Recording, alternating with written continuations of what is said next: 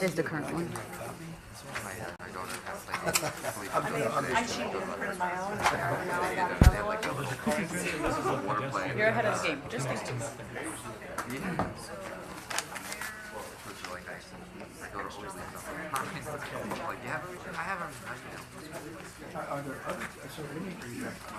I think Matt's coming.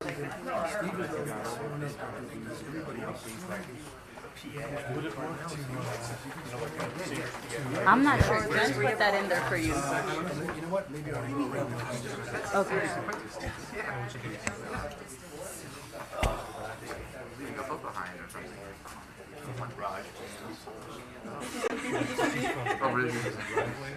Hey, how you doing?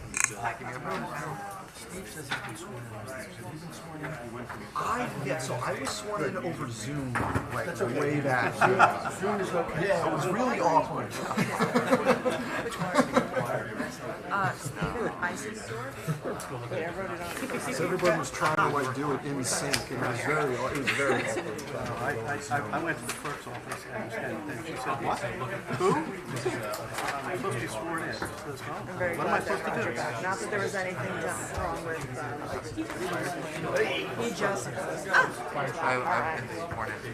Move this all around. so Pedro, do we know if she's out or if she's just oh she's How are you? oh my god, look at her hair, I didn't even oh my god.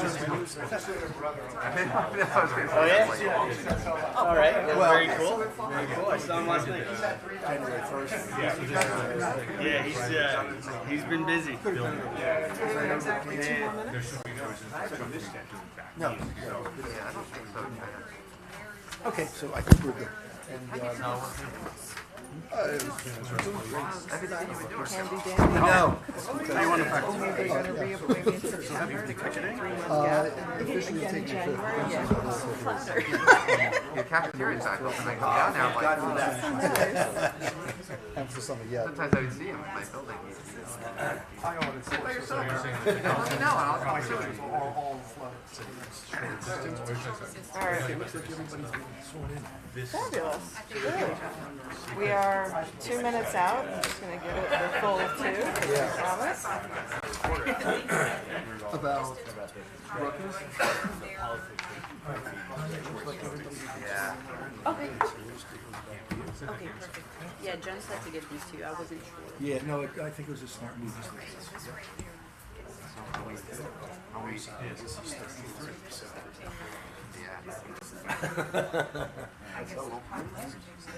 Yeah.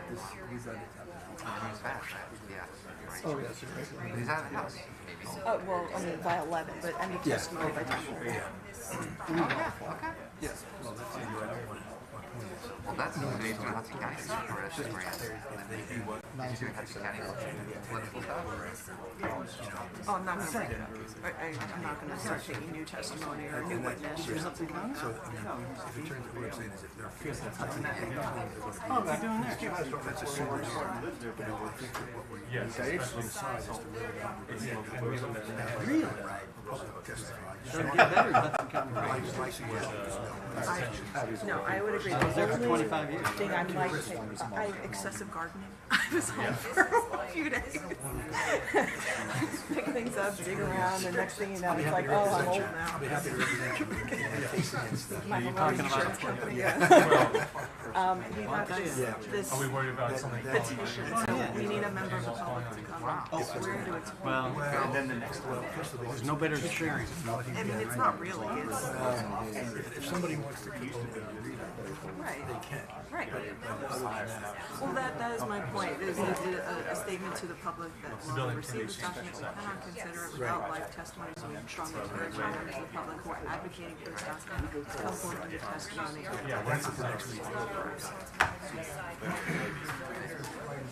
Remember when Jay Lizuski got arrested for Okay, everyone, it's 8:30. So I'm going to call the meeting to order. I appreciate everyone's patience with our late start time to accommodate the end of the Passover holiday, and I hope everyone had a wonderful holiday week/weekend/ongoing holiday and meaningful observances for those who celebrate. We are here. This is the Highland Park Planning Board. April 13th, 2023 meeting, again adjourned from 7:30 to 8:30 p.m. This meeting is officially called to order. Annual notice of this meeting was provided to the Star Ledger, Home News Tribune, and Highland Park Planet on January 31st, 2023. In addition, notice of this meeting time change was emailed to the Home News Tribune, the Star Ledger, and the Highland Park Planet on April 4th, 2023, and was posted on the borough website at www.hptv15.com and on the bulletin board at Borough Hall, 221 South 5th Avenue, Highland Park, New Jersey, on April 4th, 2023, and has remained continuously posted as required by law. We are appearing and meeting in person. Emergency exits can be found at either side of the room. All right. Tanya, can we have a roll call, please? Ms. Hand? Here. Mr. Brusher? Here. Mr. Chin? Here. Ms. Hadhazi? Here. Mr. Hale? Here. Mr. Linares? Here. Mr. Malay? Here. Mr. Perlman? Here. Mr. Stern Cardinal? Here. Mr. Williams? Here. Mr. Eisdorfer? Here. Mr. Thomas? Here. Mr. Cosenza? Here. Mr. Koch? Here. And that brings up welcome to our newest member of our board, Mr. Stephen Eisdorf. This is his first official meeting with us, so welcome. It'll be an interesting one. Okay, first up, we're going to have a public hearing on the review of a redevelopment plan sent to us by the Borough Council for 420/424 Raritan Avenue, Block 3002, lots 3, 4, 5, 6, 8, 30, 34, 35, 36, and 37. Not to be confused with additional lot numbers 1, 2, and 7, which were approved as part of the area in non-condemnation area in need of rehabilitation at our prior meeting, but those don't seem to be part of this redevelopment plan. So this plan is about the lots that I just specified, and our planner, Chris, is going to take over and give a presentation on what Borough Council would like us to review, and we'll review it to make sure this plan is not inconsistent with the town's master plan, which, as always, can be found on the borough's website for review. Chris, take it away. Want to make sure you guys hear me? It's working. Okay, thank you.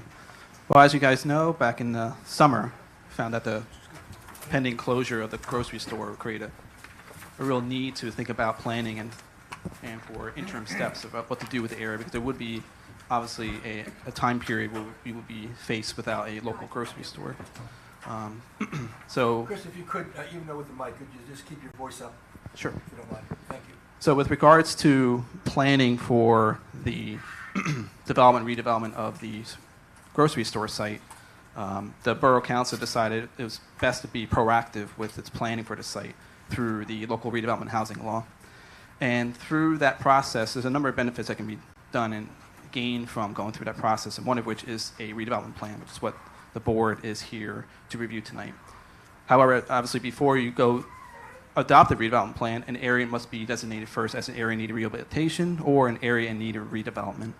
Back in 2016, the entire municipality was declared an area in need of rehabilitation, and recently we went through the area in need of redevelopment site through a preliminary investigation, basically like a study, to really get the better benefits through the redevelopment designation as opposed to rehabilitation. So that is the process by which the Borough Council advised through the redevelopment entity and the planning board to take, first to do investigation through these steps, first by adopting a resolution to authorize a study, asking the planning board to review the study and make recommendations, which this board did just a couple months ago, with the recommendation that this area should be declared as an area in need of redevelopment, non-condemnation. Then the governing body decided whether or not to delineate that area, which they did, and they awarded or they designated the area as an area in need of redevelopment and sent the resolution to the state DCA office, which we received a letter saying they recognized, yep, it's in a file, it's officially declared an area in need of redevelopment. The next step is to do the plan, and that's what we're here doing tonight.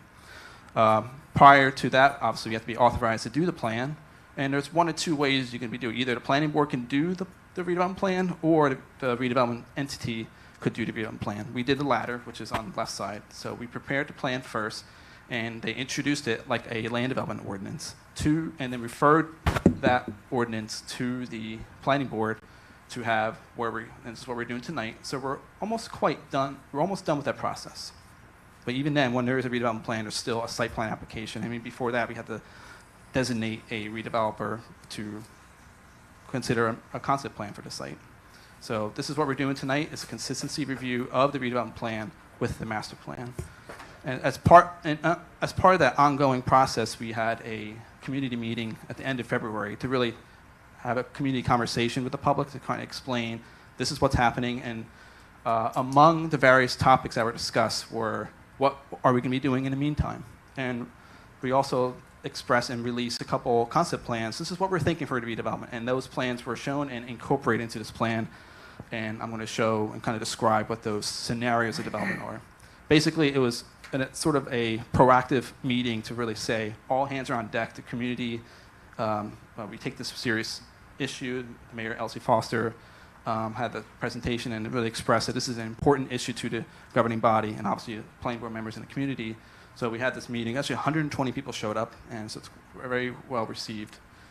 And part of that discussion we had just a month and a half ago, was we're going to be doing a redevelopment plan, and now that's what we're here doing tonight. There's certain statutory requirements as to what is necessary for a redevelopment plan, for a valid redevelopment plan. I won't read through these verbatim, but generally there needs to be a statement of relationship to the local master plan, as well as the neighboring municipalities, the county, and the state plan. Some sort of provision for relocation of housing units. This site doesn't have any housing units, so actually 3 of these issues are sort of not applicable in regards to housing units and affordable units. And then there's also the last element, which is the plan for zero emission, basically EV charging equipment for public use. The most important thing, though, which I think what people are interested in, is what the redevelopment plan proposes in terms of the land use within the project area. How I typically characterize what a redevelopment plan is, it's basically a mini master plan and a mini zoning ordinance for a very specific area in the borough. So what's the planning board's role? As the Madam Chair said, the role really is for the planning board within 45 days of referral to provide a report containing its recommendations. And it's really on the topic of as to whether the redevelopment plan is consistent with, or if it's not, it shall at least be designed to effectuate the master plan. So that's the board's duty tonight, is to make a determination whether the plan is consistent with the master plan or it is designed to effectuate and promote the master plan. The original study area for the preliminary investigation contained various lots, including the Wells Fargo lot, the Parktown Center, the Stop and Shop property, the Wells Fargo parking lot next to it, which is also used by some users at a Stop and Shop, and the landmark hair loft building. The redevelopment plan only pertains to a smaller portion of that, including the Stop and Shop site and the parking area for the Wells Fargo lot.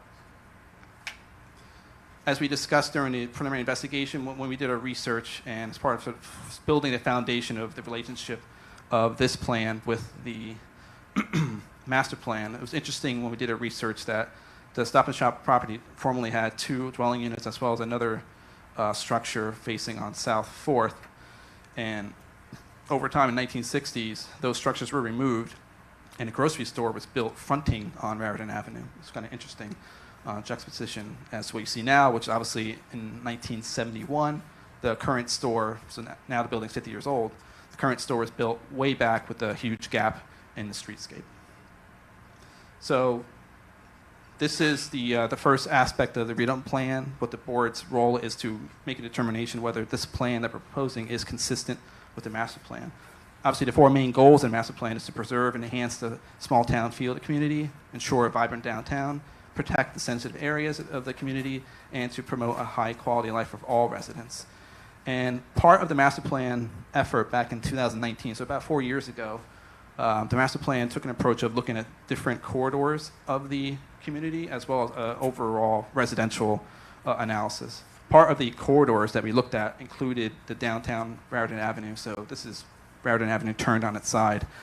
And one of the sites that we looked at, just sort of like cursory review, like what can be done, observing the existing conditions with the gap between the streetscape, includes, actually, this is 4 years ago, we looked at the Stop and Shop site and noticed that there's a big gap between the Parktown Center and the Hair Loft and Landmark Supply Building. And we felt that there was an opportunity for infill. And that was actually one of the sketchovers that was done by some of those on the team, including myself and some volunteer members of the subcommittee. And the thought process was there could be infill housing on top of the Parktown Center. And it doesn't have to be housing, it could be office use. But we felt that there was an opportunity here 4 years ago. Who would have thought? But generally, the purpose of this study of the corridor was really to explain that we want to leverage reinvestment, revitalization, infill, and to really expand opportunities for mixed-use redevelopment to really support that goal of a vibrant, thriving downtown. And there's a number of strategies developed for the downtown corridor, including, let's go for a couple of them. One is to do custom-tailored redevelopment planning, which is what we're doing. Expand a variety of ground floor active uses, which this plan aims to do through its zoning. Expand the downtown resident customer base, meaning adding housing in the downtown area, and then encouraging any level of upgrade and reinvestment. I think as those who were present at the meeting, planning board members of the public, understood that there were some issues with the Stop and Shop site and the surrounding properties with regards to deferred maintenance and other issues. With regards to the bike ped plan, overall the master plan seeks to improve mobility and safety, accessibility for all users. And it's based on the 4 E's, engineering, education, enforcement, and encouragement. So what this plan seeks to do is take that goal and really try to reactivate the streetscape, try to calm traffic down, make it safer for pedestrian and cycle environment, including improved sidewalk conditions, improved buffer, and some traffic calming measures. With respect to the relationship to adjacent towns in Middlesex County, the project area is generally in the core of the downtown, far away from the edges of the municipality, so there's really no conflict between the proposed plan and those of the adjacent towns in terms of land use with regards to Township Edison, Piscataway Township, and City of New Brunswick.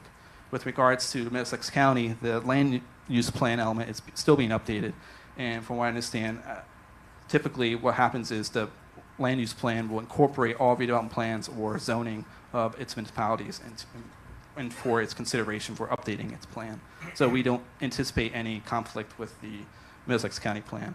With regards to Edison and Middlesex County, both those documents, in terms of the master plan documents, do refer to its Route 27 as a key corridor in terms of improving safety and using redevelopment to improve and infill. With regards to the state plan, quite simply, the state plan advocates for revitalizing downtown and using redevelopment.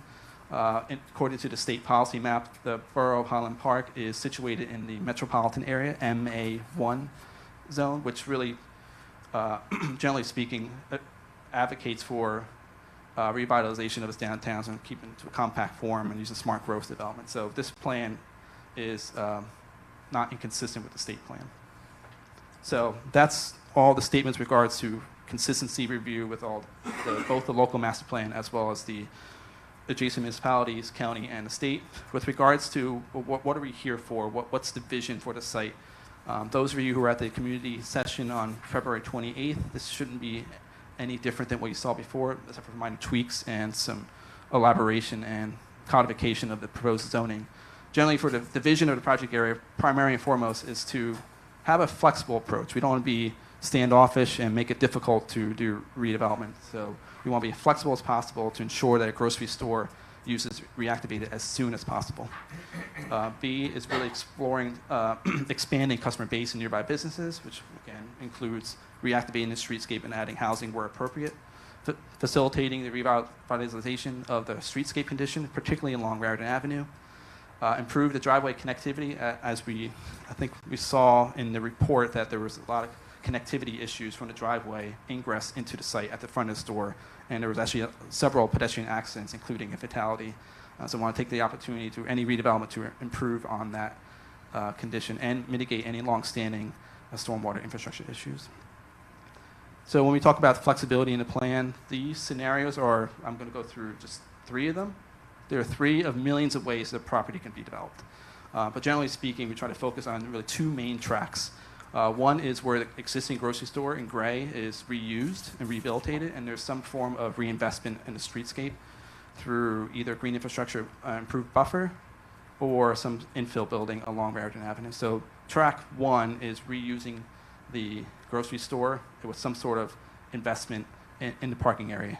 Track 2 is basically wholesale redevelopment, but within constrained or really more focused approach to the zoning. And that's sort of the benefits of the redevelopment plan, is have a more proactive approach to and setting very specific standards with regards to height, bulk, massing, and design.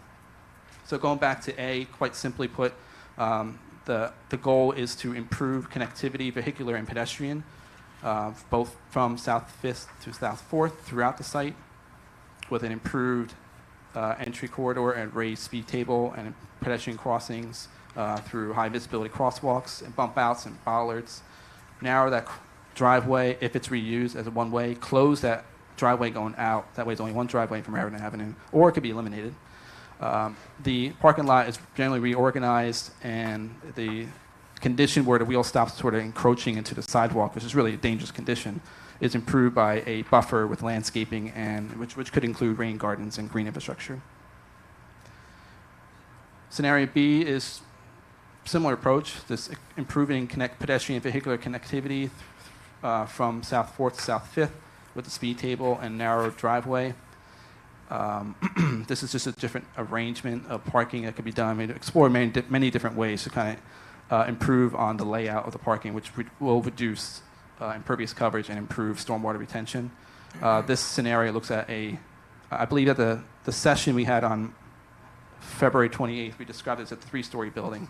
When we codified the redevelopment plan that's been adopted before the board, we decided that we would utilize the same methodology we did with other downtown plans, which allowed to a 4-story building with a 5th-story step back.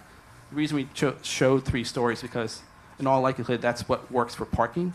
But if a redeveloper comes in and is able to solve the parking, they could go up to 4 or 5th story, and any redevelopment option is subject to the review and approval of the Borough Council before it even comes to the Planning Board for site plan approval. So there's still a lot of control over that. With regards to scenario C, this is a wholesale redevelopment. The current zoning allows for 4 stories. We felt that through this redevelopment method, we would utilize the creative approach of stepping back a building where the portion of the site that's adjacent to the residential area. So you have these residential uses fronting South 4th, as well as this property on South 5th. Better zoning alternative to have the massing in the building reduced from 4 to 3 and allow for the taller massing on a 5-story building up closer to Raritan Avenue. So we think that's a better approach than a 4-story laid out for the entire site. And we have provisions in the redevelopment plan for prescribing very specific setbacks that really deal with making sure there's sufficient light and air between buildings and allowing for enough creativity to be done for infill housing on the site. More than likely, the building wouldn't take this shape. It will have some sort of donut shape with a courtyard in the rear. The proposed zoning for the site, quite simply, is taking the site and dividing it in half, well, not quite half, into 2 parcels. Parcel A would contain the grocery store. In fact, we wrote the zoning that's before the board. A grocery store is a required use. So that's important, which means any developer that wants to come in here has to accommodate the borough's desire for the grocery store. It's not just a wishy-washy thing. We're actually putting it in the zoning. It's a required use. Parcel B has some flexibility. It, right today, could accommodate a building, if so be it. That really hasn't changed, but we do allow for this parcel to serve as overflow parking if Wells Fargo is party to the application. So that's really it. So again, we talked about this being a mini master plan and customized zoning for the site. We tried to be flexible in terms of what could be built, which is why there's several alternatives and scenarios of what could be developed on the site.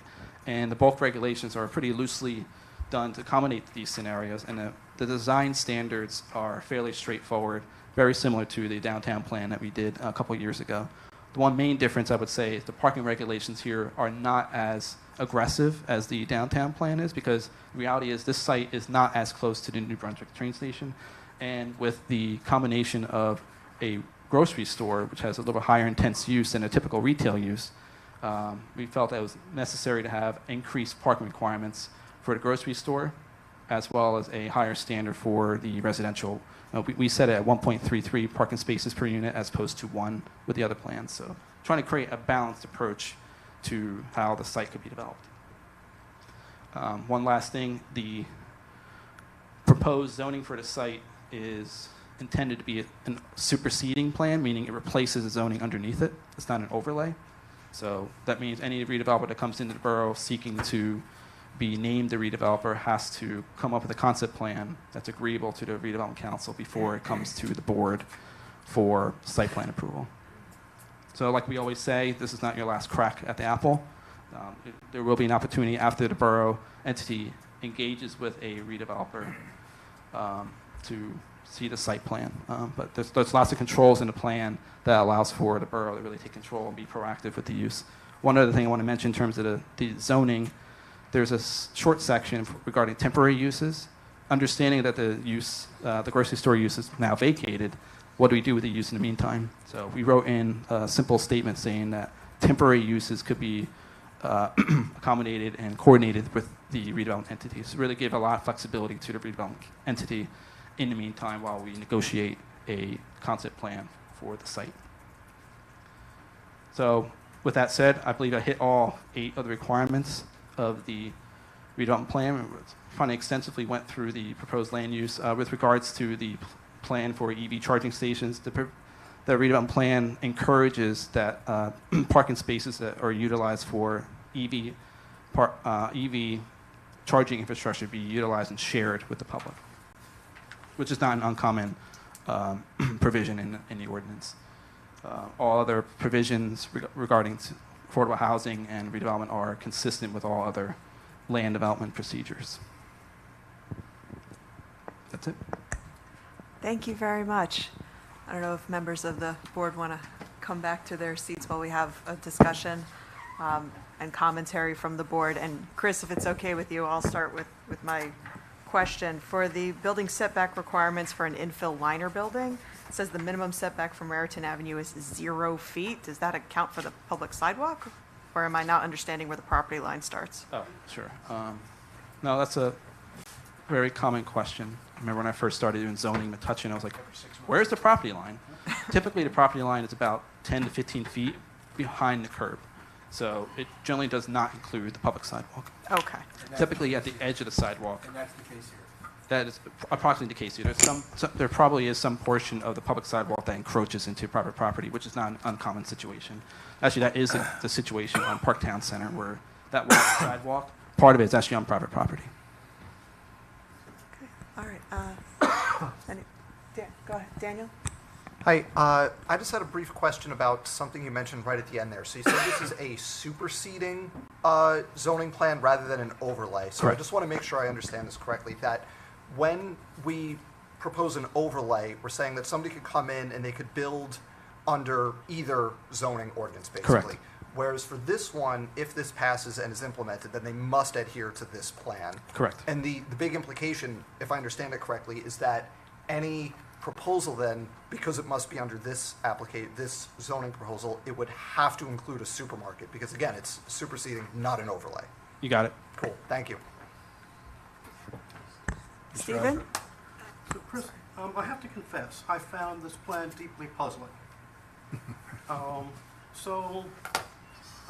My understanding is this plan is essentially we're casting a hook out into the sea, and this plan is part of the bait.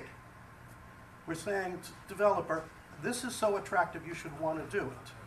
And so you have your vision in section 6, I think, section 5, and you end up by saying, okay, and so we have these illustrative plans. Yep. And then things get very, very detailed. The illustrative plans are written almost enough detail to do a preliminary site plan application. They're very, very detailed, very top down.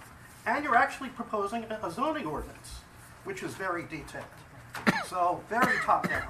And I don't, there seems to me there's an inconsistency, and maybe you can explain it to me, between the idea that this is really flexible, that a redeveloper should really want to come in, and we're open to all kinds of ideas, with the tremendous specificity in the various scenarios and the tremendous specificity in the zoning ordinance, which we don't even need at this point.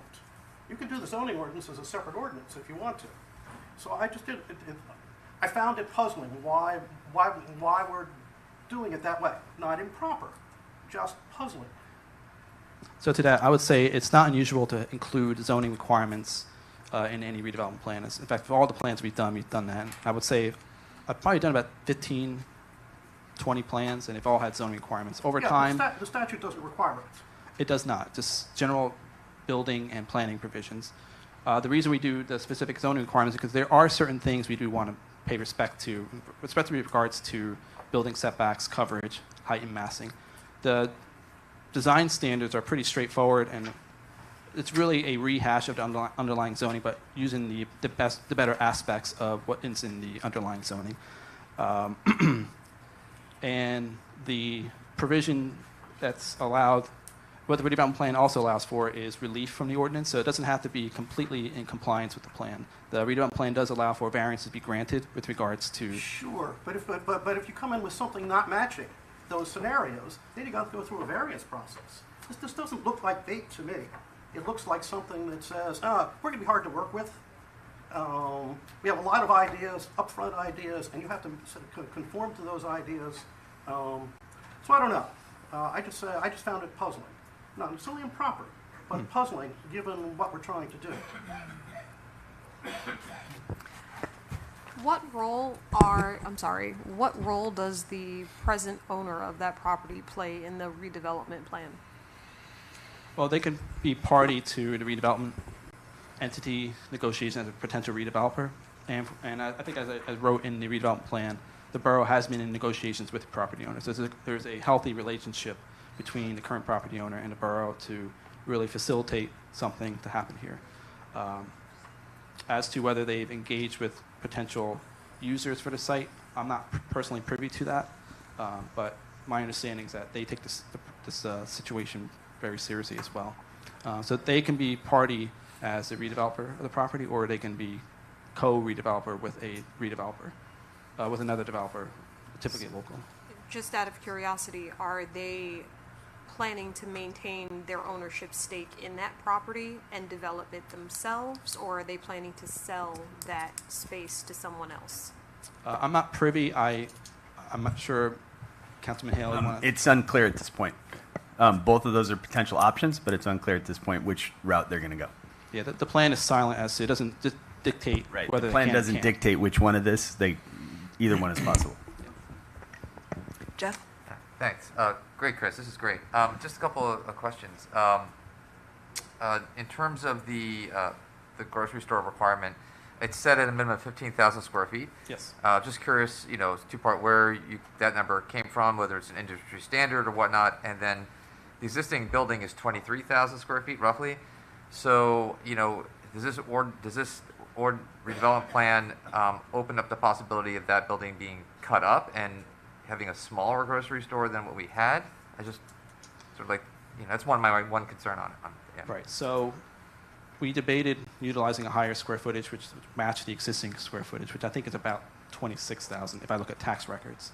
I'm not saying you're wrong. I could be wrong. No. So with regards to what would happen, what if there's a scenario if they want to rebuild a store fronting on Raritan Avenue?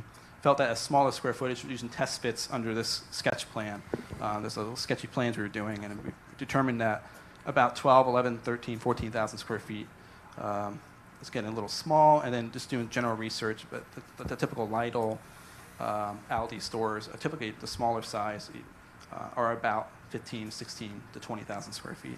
We didn't want to set it too high where we would prohibit those users from coming in, but we didn't want it so small that it wouldn't be big enough to serve the community.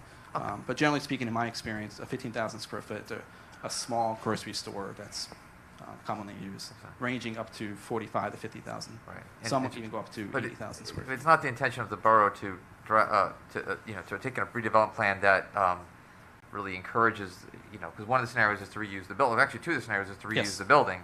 That really what we're looking for is really somewhat to occupy the whole space as a grocery store, not to take a third of it and make it into something else.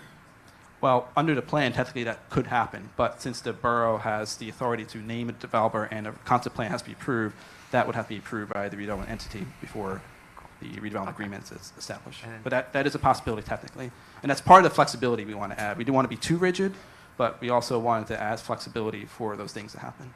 And then just in terms of parking ratios, the new parking ratios that are in the redevelopment plan for grocery stores, is that sort of more or less than what's currently sort of ratioed for the current grocery store? In terms of the zoning, it is less, but in terms of what's actually being utilized, especially since it's a walkable location, Yeah. it's pretty comparable to what's actually needed for the site. But those are the minimum requirements. A developer may say, I need more, but we're also being practical and trying to be balanced, saying we think one space per unit is too low.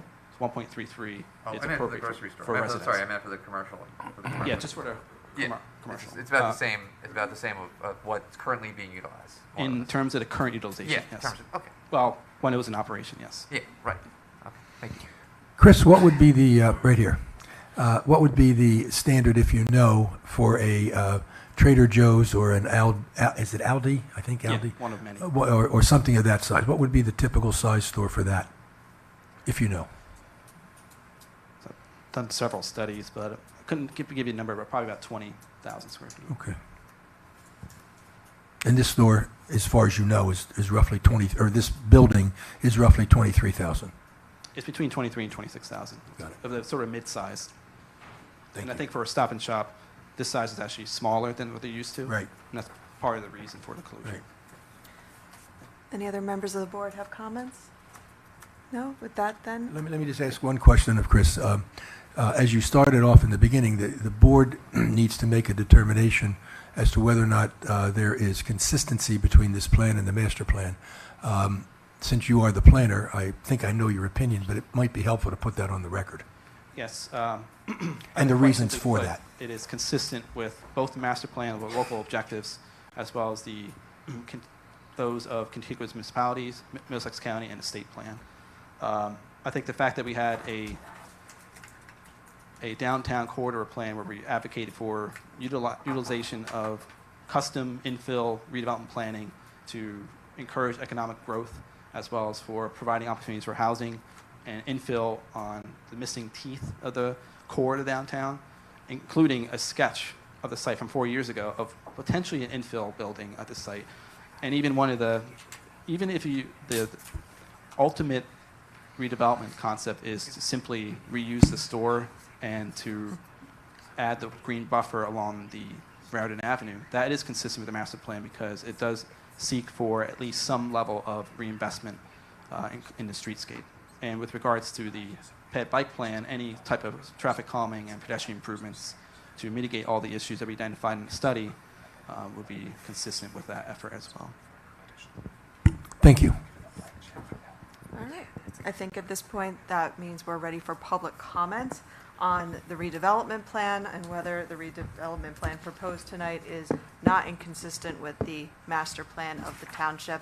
I'd like to ask all members of the public to please remember, when you do make your comments, state your name for the record and your address, spell your last name, and I'm going to ask that public comments be kept to 3 minutes per person to give everyone time to be heard this evening. So if there is a member of the public wishing to be heard on this matter, Chris has the microphone. Yeah, then Yep, there's another you one can- earlier, but And because this is a public hearing, we will need to swear you in. It's not painful at all, so I just want you to be aware. I'll be doing that. Thank you. Are there any members of the public who wish to be heard at this time? Oh, okay. We need to get you on the mic. So, Well, gentlemen, why don't we let this? I think Diane's first. Wait, why don't we let the Oh. the woman in the wheelchair speak first, and then we'll have the gentleman speak. okay. Do you swear or affirm the testimony that you're about to give will be the truth, so help you God? Yes. Would you be kind enough to state your name, spell your last name, and your address? Diane Feldman, Epperson Frank, ELDMAN, 409 North 4th Avenue. Thank you, ma'am. I have just two minor comments on wording in the plan, in the section that talks about universal design. It refers to handicap accessible ramps and I believe parking space. And I know that there was an effort in town a couple years ago to remove the word handicap from all of our ordinances.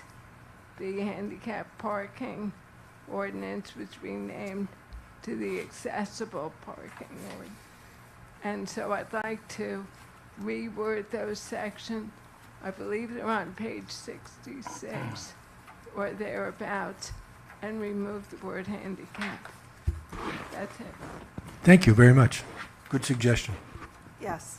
Chris, do you happen to know which page in the plan that might Well, be on? we can certainly just take that in as, rather than into trying to respond. find, Fair enough. because there's going to be probably several sections, I assume, that make reference to that, but that can certainly be incorporated. If the board concurs with your planner as well as any members of the public, that can be part of an addition or a suggestion if you agree with the young lady. Yes, So thank you page very 59 of the plan, and to respond to the comment, I agree, and we should make that effort in all of our future redevelopment plans. much. Thank you very much. All right. Sir, would you like to make a comment? Sir, you can, okay.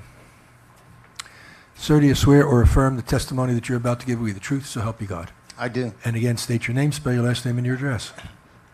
My name is Yair Rosenthal, Rosenthal.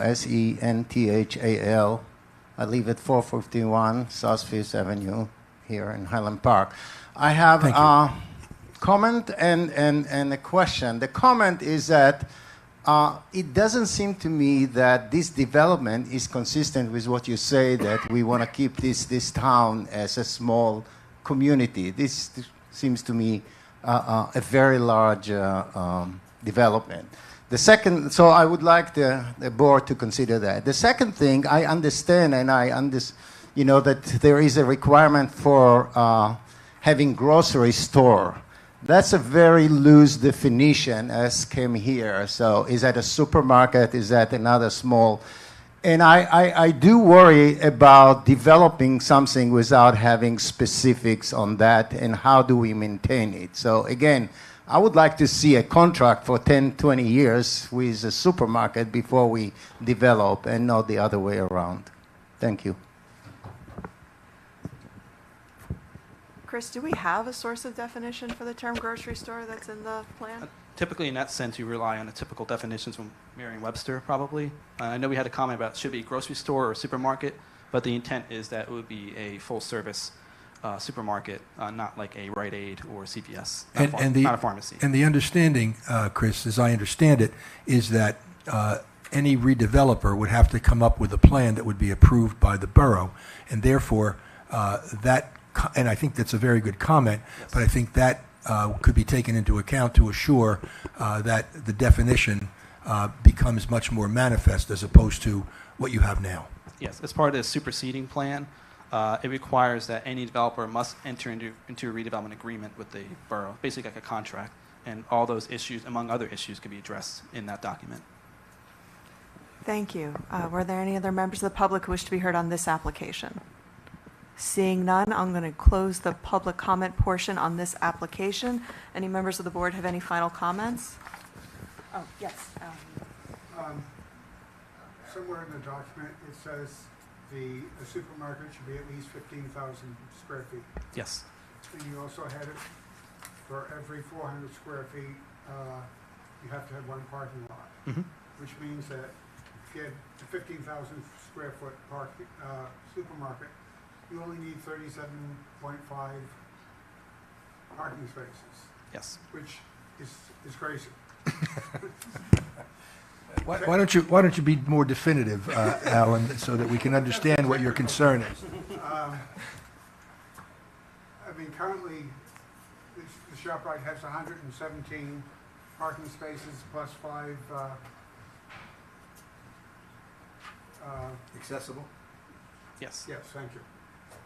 With no EV parking, by the way, at least I assume there's not. Right now, there's not. Right.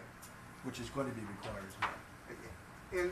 Elsewhere in the document, if you have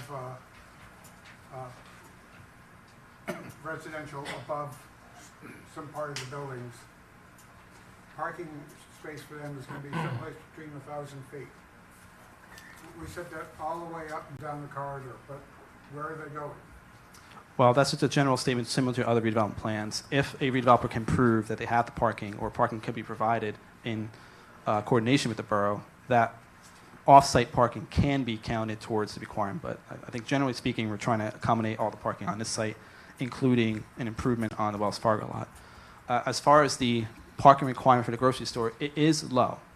If you look at it as a typical suburban grocery store, we found that this grocery store is extremely walkable location, and when it's renovated, will probably maintain its walkability. And from what we saw, at least in the past few years, maybe half the parking spaces were used, and many of those users were actually parking for Landmark Supply as well as the Parktown Center. So the parking for the grocery store was much lower than you would typically envision. I would disagree with, go there on a Friday afternoon. I agree with you. I disagree with you respectfully that that is a very low amount of parking, and the grocery store or supermarket being walkable, for some people that's kind of irrelevant, because if you're toting lots of groceries, Right. you're going to drive. You're not walking to the grocery store. Many people don't have the luxury of going to the grocery store every day, so when they go to the grocery store and they stock up, they need to bring their vehicle. I'd also like to point out that the current parking lot is not just used for the grocery store when the grocery store was open and operating. That parking lot is used as basically public municipal parking. I mean, not municipal parking, but it's used as a public parking. People park there to patron all of the other businesses that are nearby. So I do have concerns with the size of the parking lot that's being presented in especially scenarios B and C.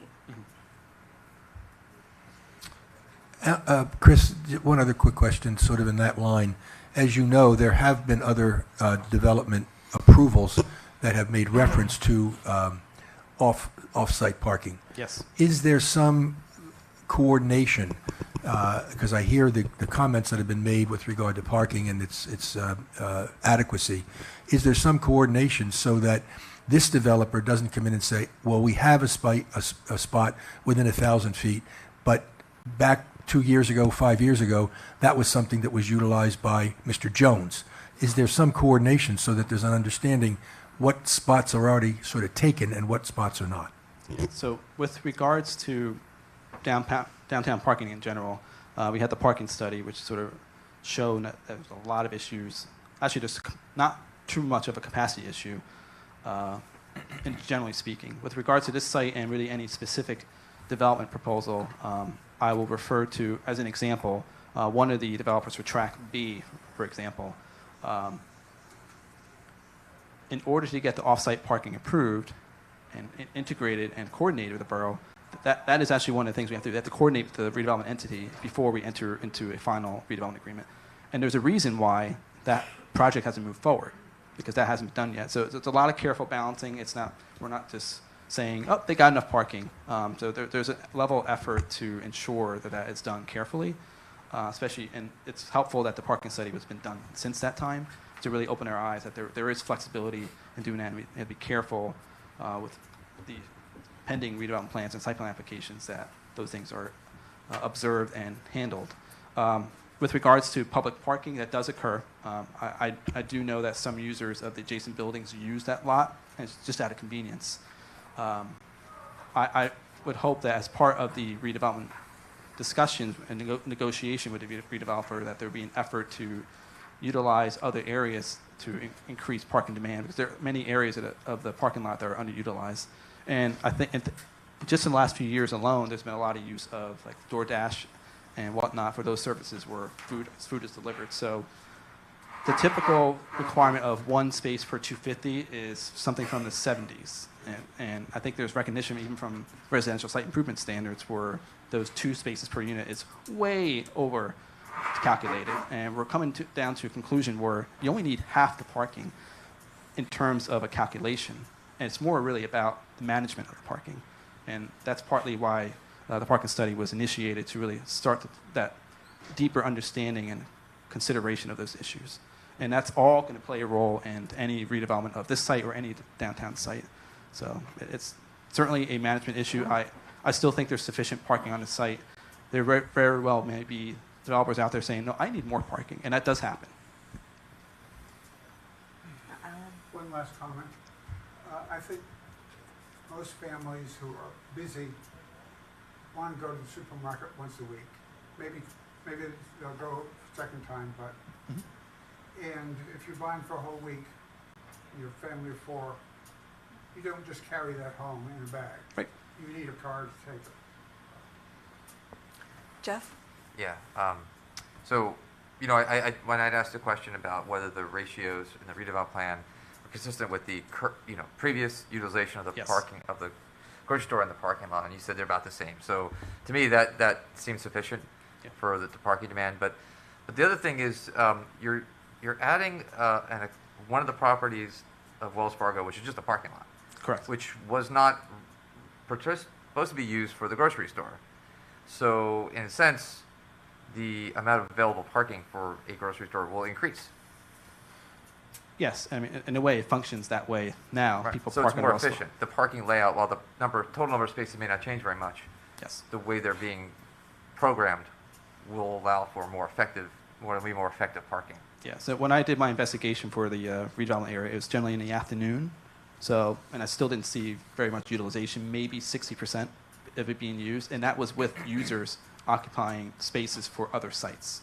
So, and again, I think it comes down to a management issue, which will be a serious issue to be taken when a redeveloper is selected and prior to the execution of a redevelopment agreement. I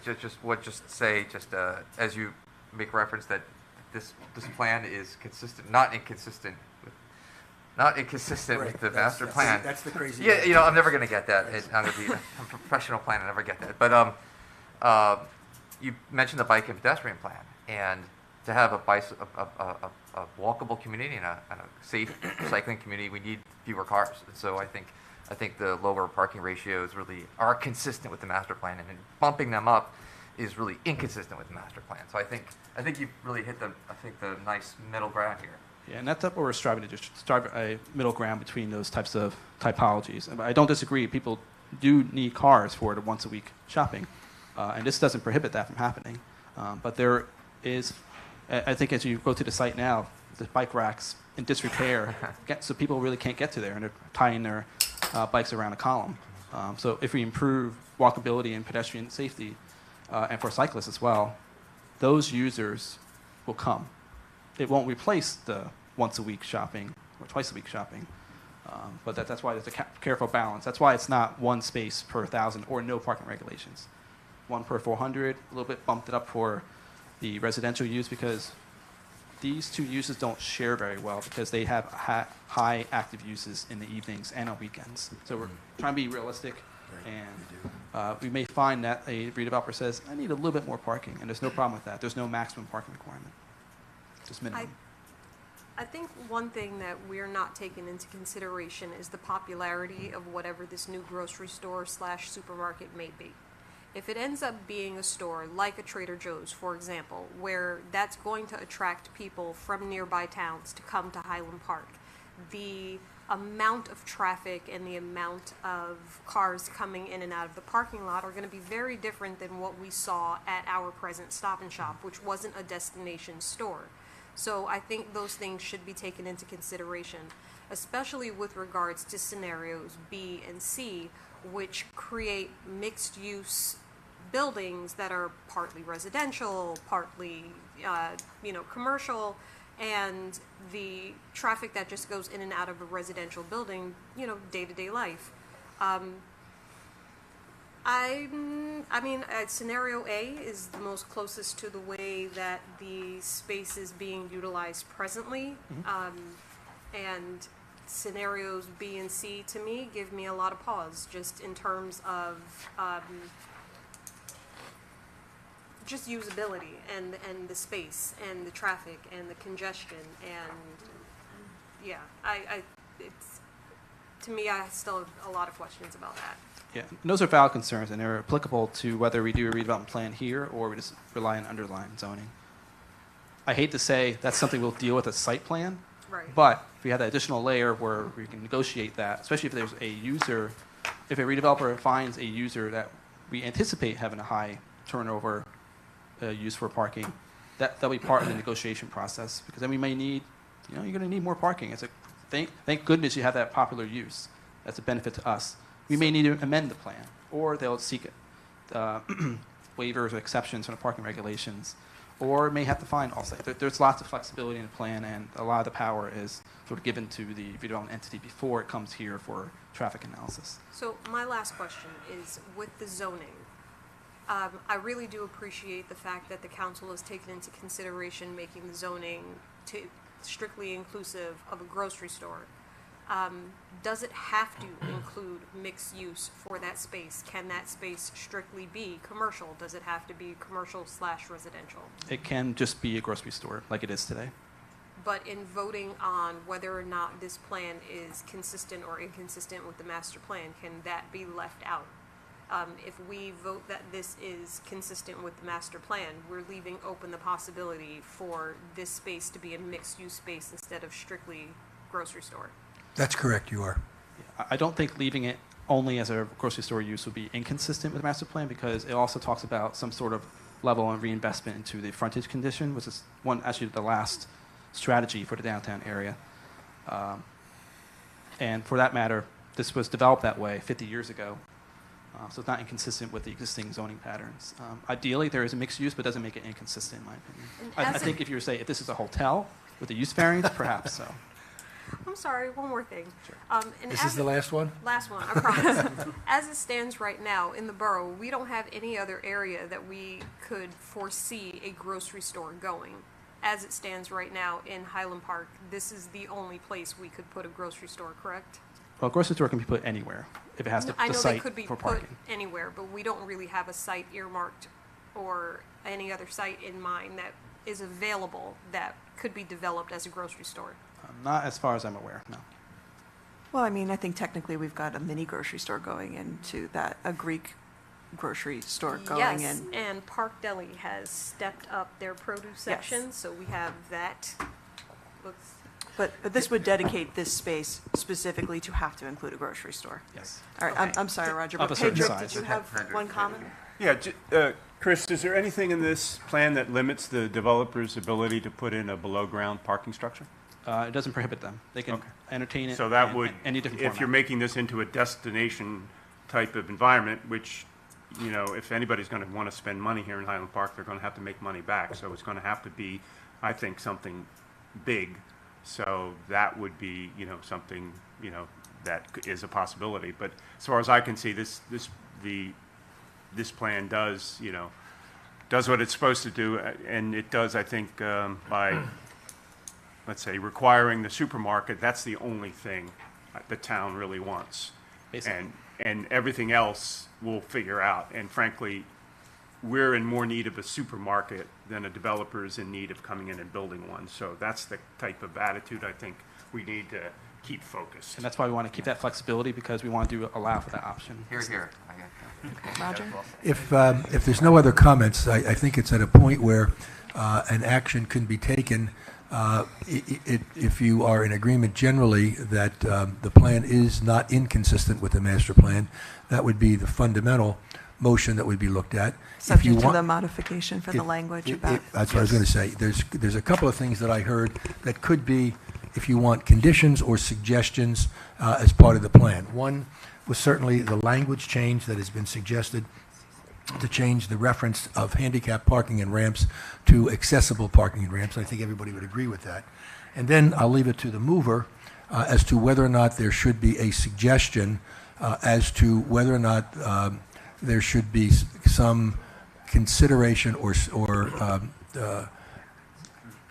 I don't know about further study, but some consideration with regard to the amount of parking, particularly as it may relate to and I'm going to try to couch my words as best I can, and somebody can modify it if they choose, that if there is to be a scenario B or C, with a destination store, and we can define that as possibly a Whole Foods or a Trader Joe's, that the parking then would be looked at a little closer.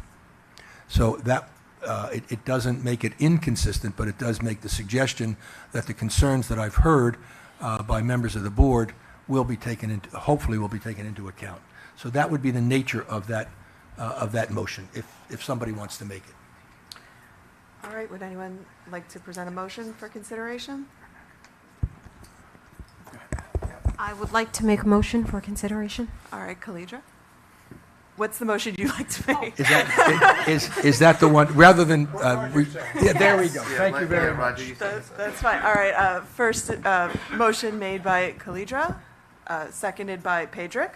We'll take a roll call vote, please. Mr. Brusher? Yes. Mr. Chin? Yes. Mr. Linares? Yes. Mr. Malay? Yes. Mr. Williams? Yes. Ms. Hand? Yes. Ms. Hadhazi? Yes. Mr. Perlman? Yes. Mr. Hale? Yes.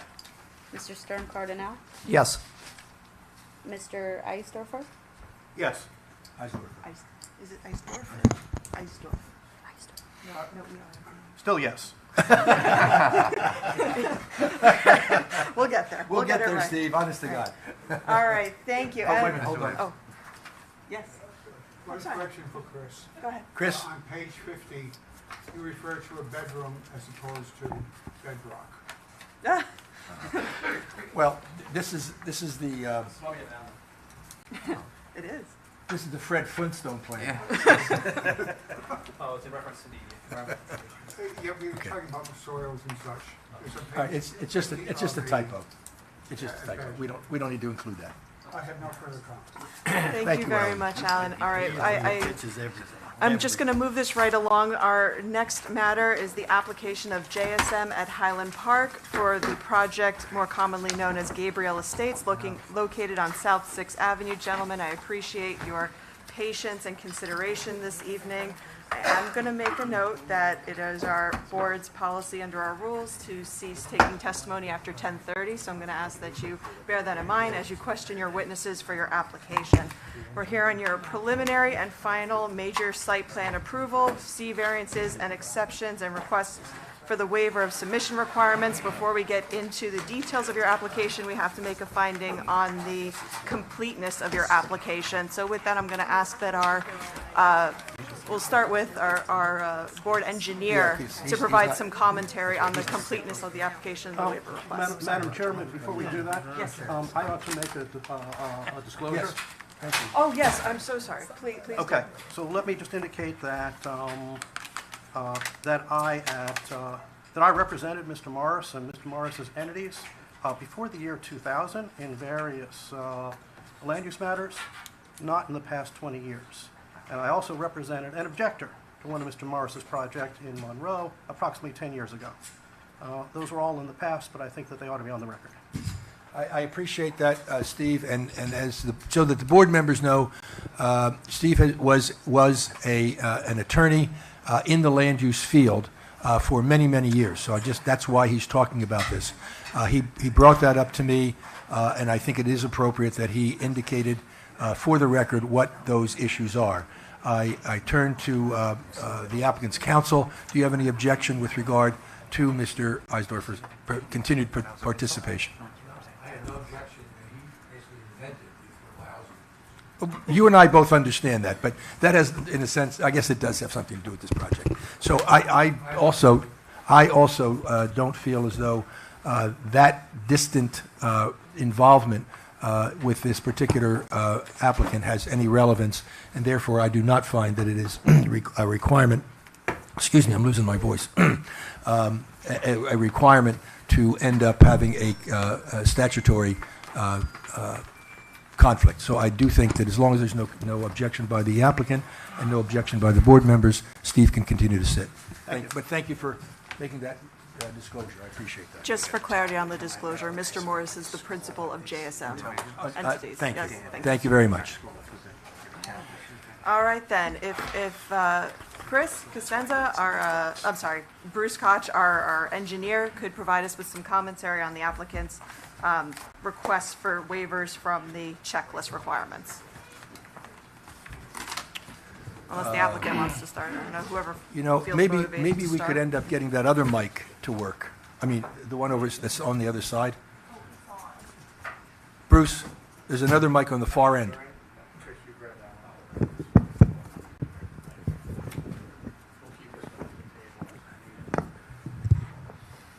Hey, Madam Chair, my report April 7, 2023, which was previously, two comments that were previously discussed in my earlier reviews as it relates to completeness.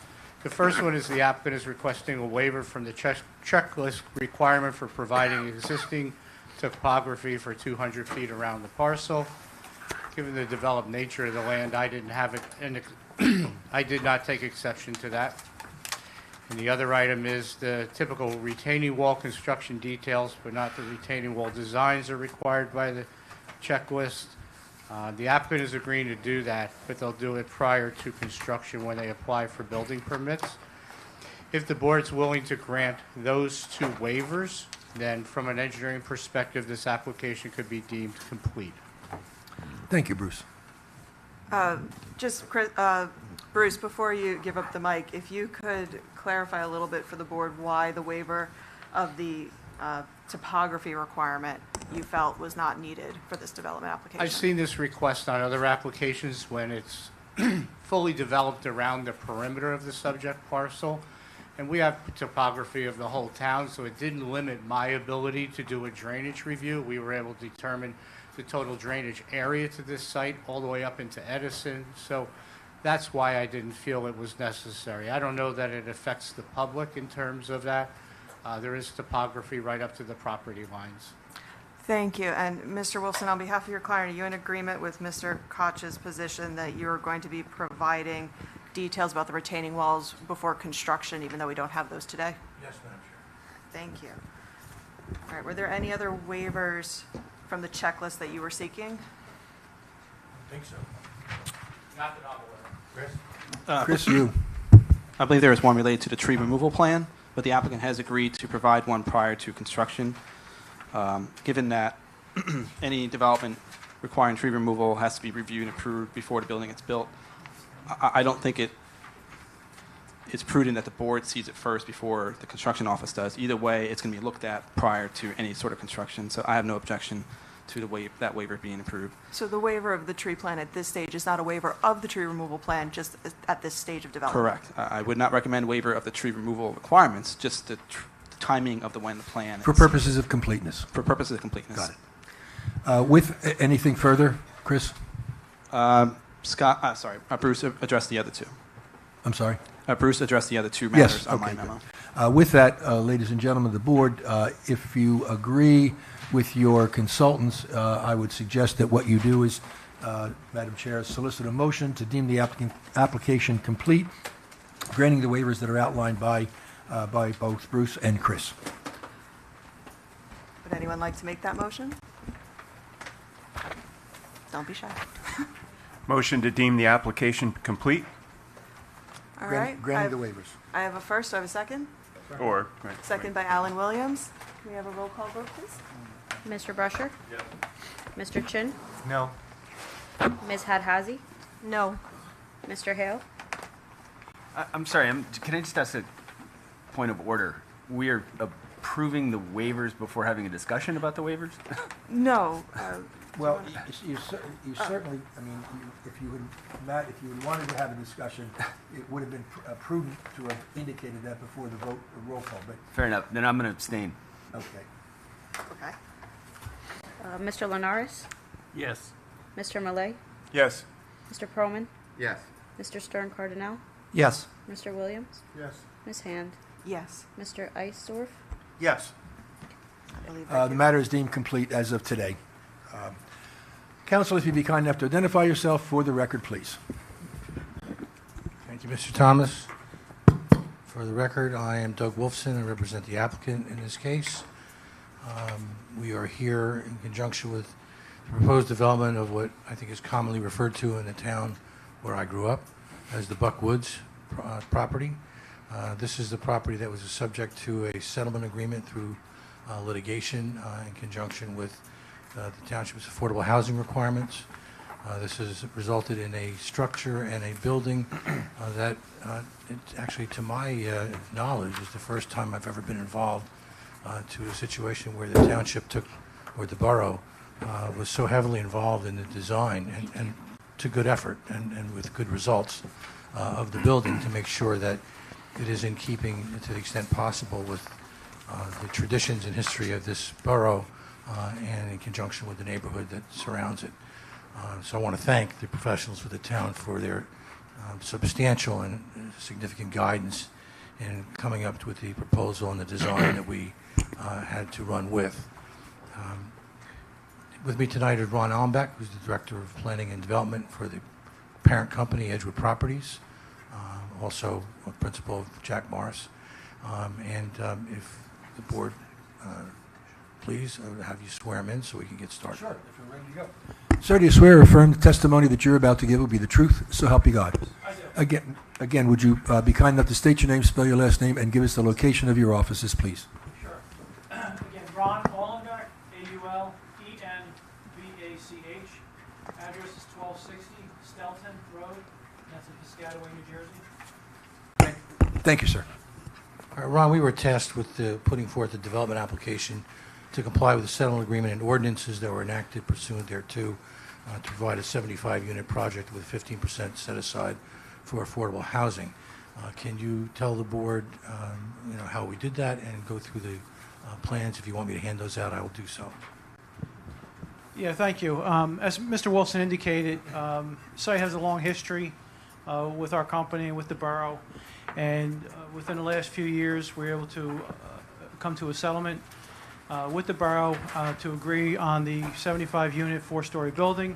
We were tasked with providing the development and all the development features for the site and the architecturals, which obviously have a lot of standards both in the ordinance and both with your professionals. The professionals have been a pleasure to work with. We've had several meetings over the years, even recently, just to go through the plans and try to clean up the plans the best we can to try to minimize the amount of comments and to provide compliance with the plans.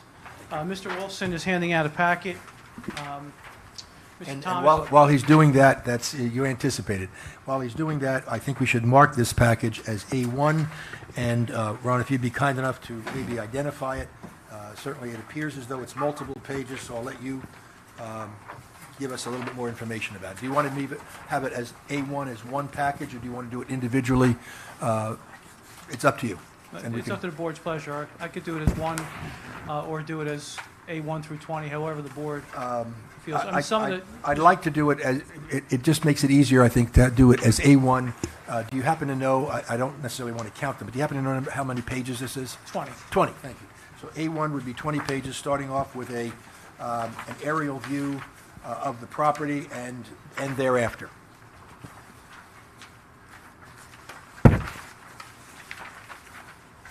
And just so the board's aware, I don't anticipate using all 20 sheets. There are some of the sheets that are in there are replicants of what's in your package from the site plan.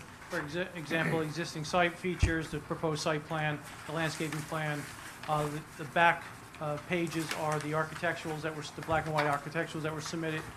So I'll go through the packet, but I may skip over some of the pages because they're redundant to what's in your package already.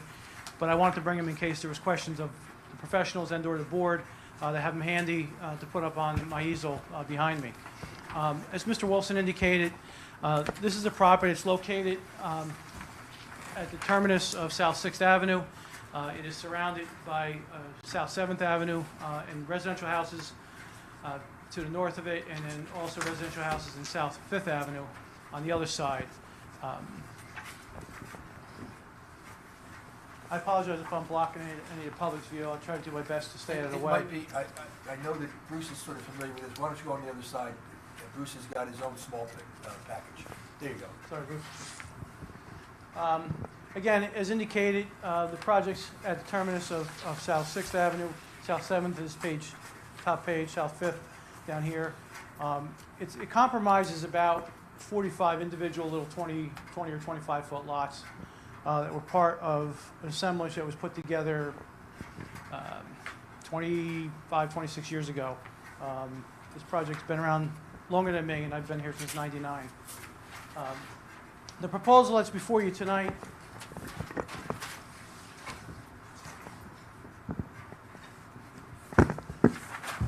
Now you're doing, now you're, just so that the record's clear, now you're showing us what is now the second sheet in the package.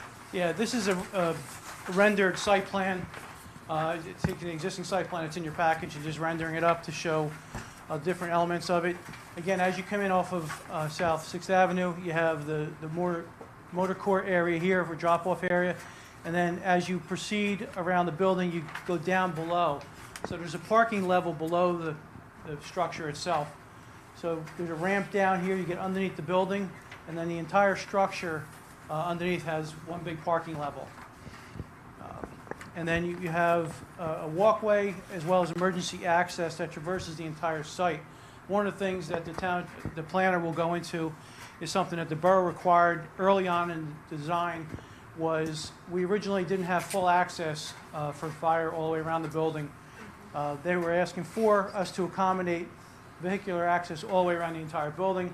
We had to make some changes and slide the building down, but we now have accommodated that, and I believe we have a no comment letter from the fire official, but we did provide that. At the southern end of the property, we have detention basins as well as a walkway, a public walkway that traverses the site and ends at the terminus of our property at the southern end. There are retaining walls on both, all three sides, in fact, the north side, the west side, east side, all have retaining walls. If you're familiar with the site, it's kind of like a V.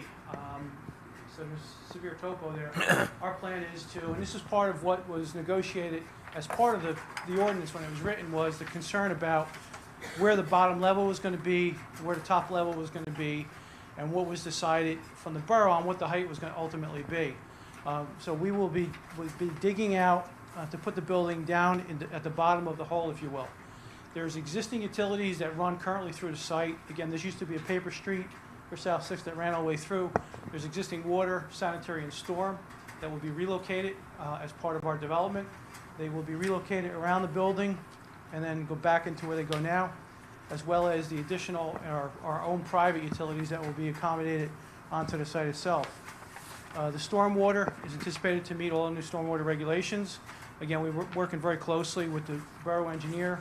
I'm going through this process and how we're meeting all the requirements. Again, when you come in off the motor court, there's several visitor parking spaces there that are located for visitors to come in and go inside. This is a rental project, so the leasing office will be off of the motor court. And then the garage itself will be a private entrance for residents only. To go down, it will be gated for the residents to get in there. They also can buzz in visitors if somebody comes in. And then also on the outskirts of the project itself is our outdoor garbage area, trash area. It's located in the northeast corner of the site.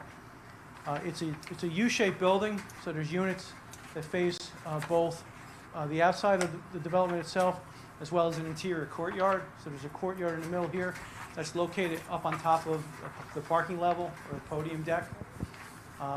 The deck, again, because of the way the slope is of the site, the deck is exposed about halfway in each side of the sides and fully exposed in the back, again, taking advantage of the natural terrain of the property. Can I interrupt 1 second? Sure. I was just handed by your counsel a letter from the Middlesex County Department of Public Health and Safety, and it is with regard to from the Deputy Fire Marshal, Mr. Perlman, indicating that they have reviewed the site and there's a no comment. So I think that should be made as part of the record as A2 for today, and I'm going to hand that over to... Thank you. Mr. Thomas, what's the date Yes. of that letter? Is that the January 11th, 2020? January 11th. Is that what I did say that, I hope? No, I was just confirming because I have a copy of it. Yes, January 11th. That's the January 11th, 2023 letter. There's a prior letter in the application. It's January 11th letter is what they're referencing. Right. Again, there's terraced walls, if you will, that come off of the sides, again, to accommodate the the grade differential between the adjoining properties and our development itself.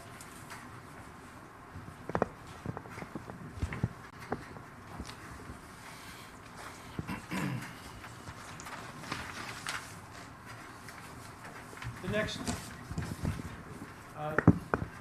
Mr. Thomas, I apologize, I do not know what page this is. Well, while you're doing that, I'll look for it. This is the architectural plans, and it's the parking level A1 is the drawing itself. It might be towards the rear of the package. That's what I'm looking at right now.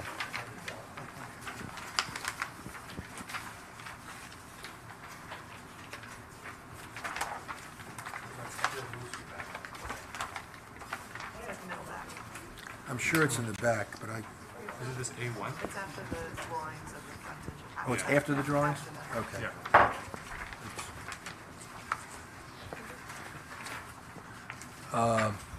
Okay. It looks, that's the parking. It's a little hard to see. That's the parking. Yeah, the parking. Okay. So as the chair has indicated, if you look after the drawings, the first sheet after the drawings is where you'll find it. And that's near the end of the package. Page 13, Thank you. Thank you. if I can count, 13-ish. Yeah. Again, I think this drawing is important to show the board because this is how the parking level functions. Again, as I indicated, on the left side of the page, or north side, is where the ramp would be, if you will, that comes down into the parking level. And then you have a series of parking spaces all the way around. You can see the columns that support the structure above, the stairwells that are required by code in here, as well as several mechanical rooms, trash compactor.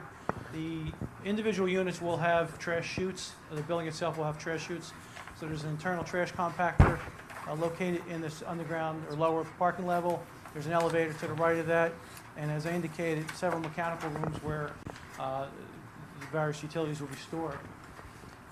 As I indicated, this is a situation where a portion of it on both sides is exposed to get natural air into the deck, as well as the southern end or the bottom piece of the deck is exposed, again, to allow for natural ventilation and natural air to get in there.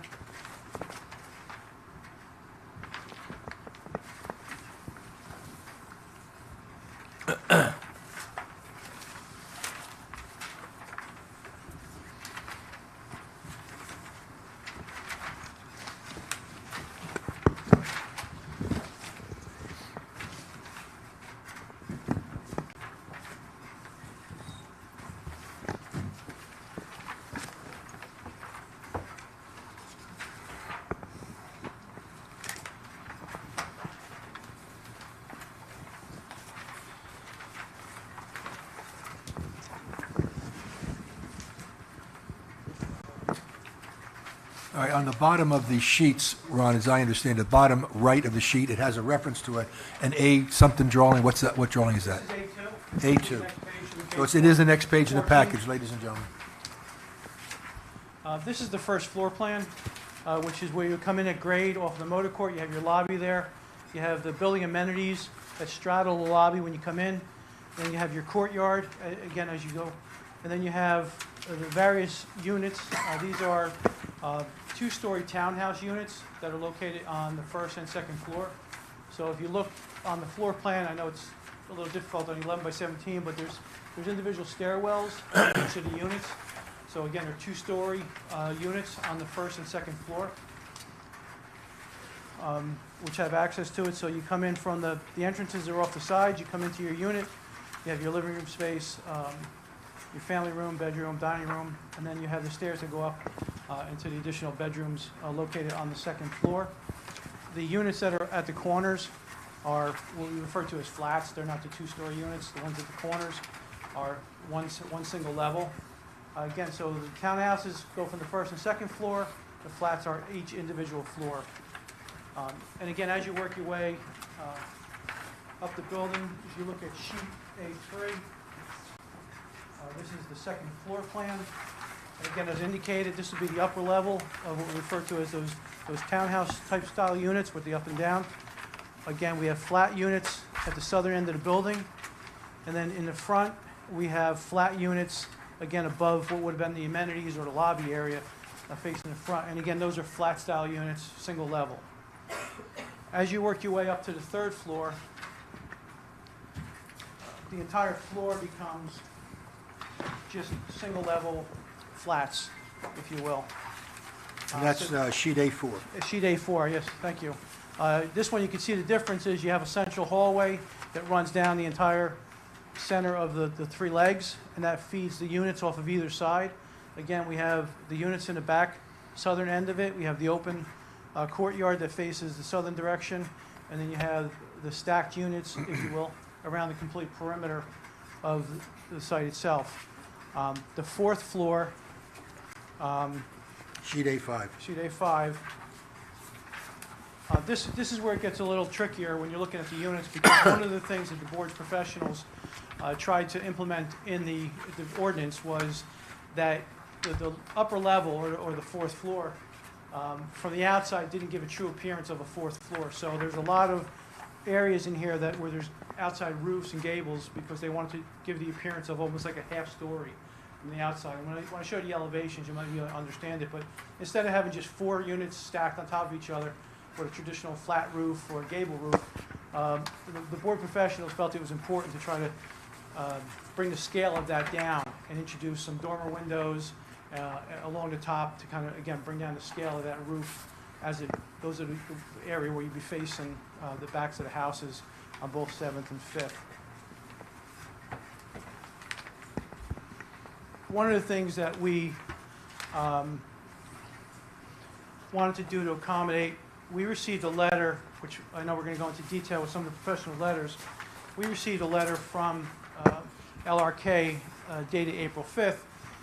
We were able to provide a few renderings based on the suggestions by Chris, and slightly different than this. Again, should this board act favorably on this, we agree to work with Chris's office to come up with some of the suggestions in his latest letter, and I'll go through his letter in a little bit, Okay. where he's asking for some of the different facade treatments as it relates to some of the roof levels, specifically in the front of the building as you face what will be facing South 6th. And Ron, just so it's clear, everybody's looking at A7? A6, I'm sorry. That's A6? Yeah. Oh, is it? No, it's not A6. A6 is the roof. No, A6 is the roof, that would be A7. Or at least that's what our package shows. I apologize. That's okay. What's that? A7, I apologize. So again, there were some minor comments on the front elevation that Chris had asked about. The architect had come up with a couple of suggestions. And again, I think you'll see in one of the letters, I think that we've, the architects have really worked very well with the professionals and accommodating a lot of their concerns and comments through the development process of this site itself. Mr. Wolfson, I believe that's an overview of the proposal that's before them tonight. So bearing in mind that we're in a little bit of time, let's go through the review letters to make sure everybody knows we're on the same page as your professionals. Which one do you want to start with, Bruce's or Chris's? Let's start with Bruce's. This is the letter of April the 7th. Bruce's letter of April 7th. Thank you. From Bruce Koch from CME Associates. You have a copy of that with you, Ron? I do. All right. I don't know if the members of the board have it in their packet, but they can read along, hopefully. So let's go through that letter to make sure that we've satisfied those things that we can, and explain the testimony where he's asked for it. Sure. Madam Chairman, if it's appropriate, I'll go through the letter. If it's a statement, I'm obviously going to say that. If it's simple, we'll comply. I'll put that on a record as well, and leave my testimony to just the ones I think that Bruce needed testimony on. Thank you. Are we starting, I assume we're not dealing with the completeness, we're done with that. Project overview, I assume we don't need to deal with that, so we're dealing with general improvements, or? Right, page 2 of 8. Page 2 of 8, thank you. Yes, thank you. Again, starting page 2, under general site improvements, number 6, 7, and 8 are all will complies. Number 9 and 10 are both statements. Number 11 One of the things that was, Is number 10 a will comply, or is it a statement? It says the applicant should provide design details and calculations that are signed and sealed, and you'll agree to do that. I apologize. Not a problem. And again, this is about the retaining walls. Right, Yes? I apologize. Thank yes. you. On number 11, Mr. Koch is asking about the segmental walls and structural retaining walls and the bench areas being tiered and how they'll be maintained. When we design the site, the walls are designed to have access along the tiers from the grading end so they can get in there and they can maintain the tiered wall from both the lower and upper sections. So there's access on all sides of the wall to make sure. I'm sorry, when you say wall, you mean retaining wall, not the Retaining wall, building sorry. wall. No, it's okay. It's just, we have a lot of members of the public here. They haven't had probably the benefit of your insight into the project, so some clarity for them is always helpful. I apologize. I'm strictly talking about retaining walls right now. So he's just asking about how they'd be maintained. And as indicated, there's openings at the ends of the walls for the maintenance people to get in there and maintain the walls and those benched areas. Number 12 talks about... Can I just interrupt? Sure. Is that something that's acceptable to you, Bruce? Number 12 talks about the feasibility of replacing the structural wall. Again, based on our manufacturer's specifications, these types of retaining walls have a 75 to 100-year lifespan, although at some point they will need to be replaced. We're confident that some of the walls, because they range from 6 to 10 feet, can be replaced from the downside, we call it, or the low side if possible, if needed, because it's only going to be small areas that have to be replaced, and we're confident that those walls can be replaced if and when they ever need to be replaced. But don't call me in 75. Bruce, do you have any Bruce, comment? excuse me, Doug, you'll be around. Again, that's acceptable, as I understand it, correct? Sure, but you're in agreement with the testimony about the just- ability yeah. to replace the retaining walls and how that could be done in the future? Okay. Going to top of page 13, page 3, number 13 is a will comply. Number 14 is a statement. It just basically says the borough will maintain easements for their utilities, will maintain ownership and maintenance of our private utilities on the site. So it's sort of a statement that you agree with? Yes. Okay, fair enough. Do you have a comment, Bruce? I agree with it. It's more of a statement from me to the board. Got it. Those that traverse the site now and are being relocated will remain in the ownership and maintenance responsibility line with the borough. The services running of that to the building will be property owners and developers. Got it. Agreed. Give to the developer what's the developer, and give to the town what's the town's. Okay. We're gonna come back to 15.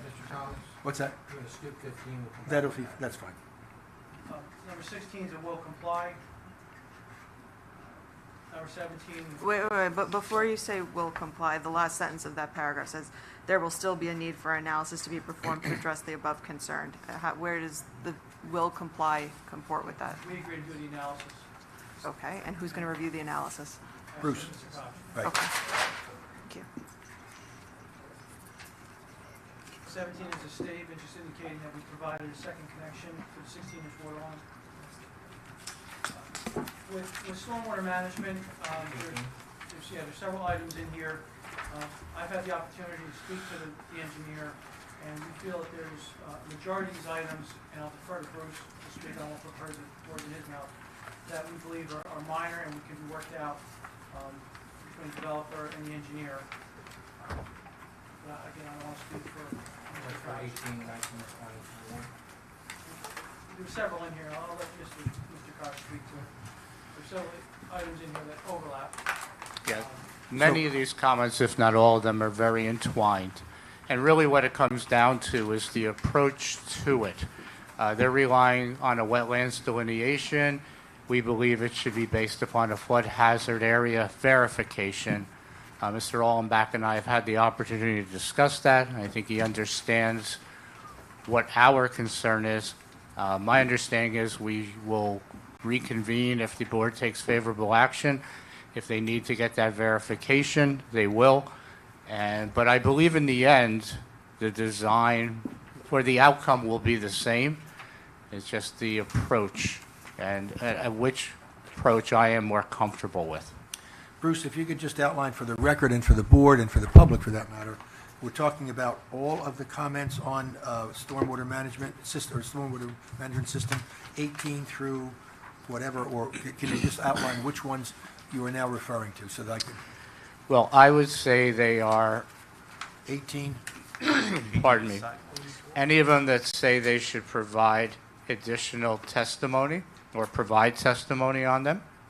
If they say they've agreed, that means they're already agreeing to doing it.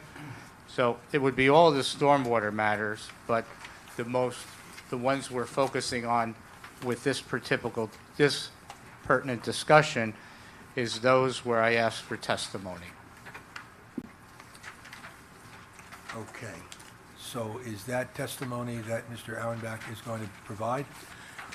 I believe he has, trying to sum it up, that prior to this meeting, I explained the different viewpoint of how they're approaching it versus us. And I believe, speaking for myself, and I believe for him, that we've had a meeting of the minds about that. They're going to approach it from the angle that we're looking at it from, and if everything pans out right, then all these comments will either disappear or be addressed.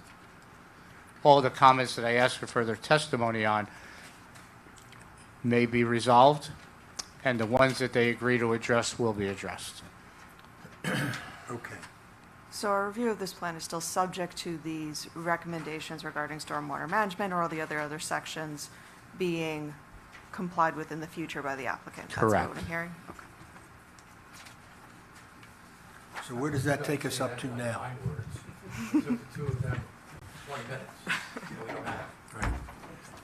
So where does that take us up to now, either Mr. Koch or Mr. Auerbach? I'm turning my report now, Mr.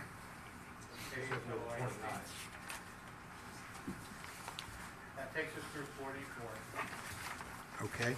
Including what's not beyond 44, so we're at 45. So it's 18 through 45, 44, excuse me.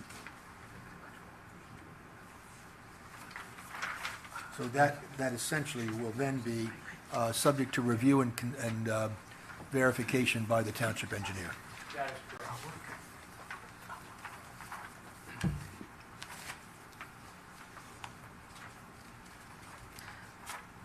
All right, so the next section, traffic control review, 45? Sure. And again, this is, I think, something that we could certainly provide to Mr. Koch's office and to the borough. You know, we did a circulation plan showing how a fire truck can access around the entire site. We felt it was not necessary to do a garbage and recycling vehicles because if a fire truck can make it, then obviously certainly those smaller vehicles can do it. But it's a matter of just providing an extra sheet in the set to show that these smaller vehicles can still make the turns. But we're comfortable with the fire apparatus making those maneuvers that a garbage and recycling vehicle can do the same thing. Do you have the... document, Madam Chair, that I gave Mr. Thomas from the fire department. Yes. showing that the big fire truck can get around, so. That's correct. It's, which is the reason for the no comment letter. So the implication that the letter that says that the fire people above who have reviewed your plans say, we are satisfied, we can get our big fire trucks in here, and it is your testimony that because the fire trucks can get in there, the sanitary and recycling vehicles could as well, and you're going to submit an additional comment to verify that. We submit a plan that shows it. Right, and that's what I want to make it clear, that what you're saying, Mr. Wolfson, is that in fact, as I thought I heard Mr. Ehrenbeck said, that you're going to provide a sheet, an additional sheet, even though you have what you have from the county, you're going to provide an additional sheet for these other vehicles to submit to Mr. Koch. Right, so that, and he'll review that. So it is subject to that additional submission. Absolutely, and again, I indicated, there's a sheet in the set that shows the fire truck maneuvers. Again, this would just be another circulation plan to show that the smaller vehicles can make those same turns. Do you have that sheet you're referencing with the fire truck maneuverability? They don't have it now. Oh, okay. It's in the sheet, I believe it's the sheet 21 of the set. I don't have a board. Oh, okay. No, but I thought I saw it in here somewhere, that's why I was... Okay. Sheet 21 of the set shows the fire turning plan. 46, The only one, again, as Mr. Koch pointed out, flood hazard, again, that's what Mr. Koch talked about earlier. That's the one that we have to work out if If we do in fact need it, we will obviously go get it. But everything else is a will comply under 46. 47, 48 is a will comply. 49 is a statement about Title 39, and obviously we would agree for Title 39. 50, the fire official, I believe we spoke about that. And then 51 is tax collector. That's obviously something we would, I don't know if it's a statement or a will comply, but Right. we have to do that. Right. Madam Chair, if I may, Mr. Wilson, just two quick things that are kind of crossing over into Mr. Consenza's area, but something I always think about. Ron, can an ambulance get into the parking deck? Yes. Okay. And are the elevators large enough for a gurney? Yes. Thank you. So to sum up so far from the CME Associates April 7th, 2023 letter, you're complying or will comply with everything except for point 15, which we haven't discussed yet. Correct.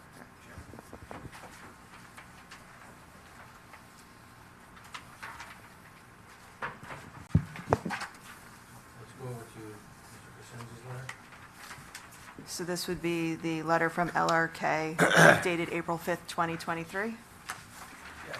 Not to be confused with the one from March 17th, March 6th, or January 18th, or any of the other versions? Well, you know, for the record, and maybe so that the public is aware, your consultants are tireless, and they give us a letter, We'd like to think of ourselves as relentless. relentless, and we would meet with them, and they would explain what they want us to do, and we would do it and send it, and then they would revise their letter, and then we would do it again. So this last letter is the result of the last meetings that we had with them and the question and the requests that they made, which I think, when we get to their part of the testimony, you'll see that we've complied with or satisfied them as to all the major items.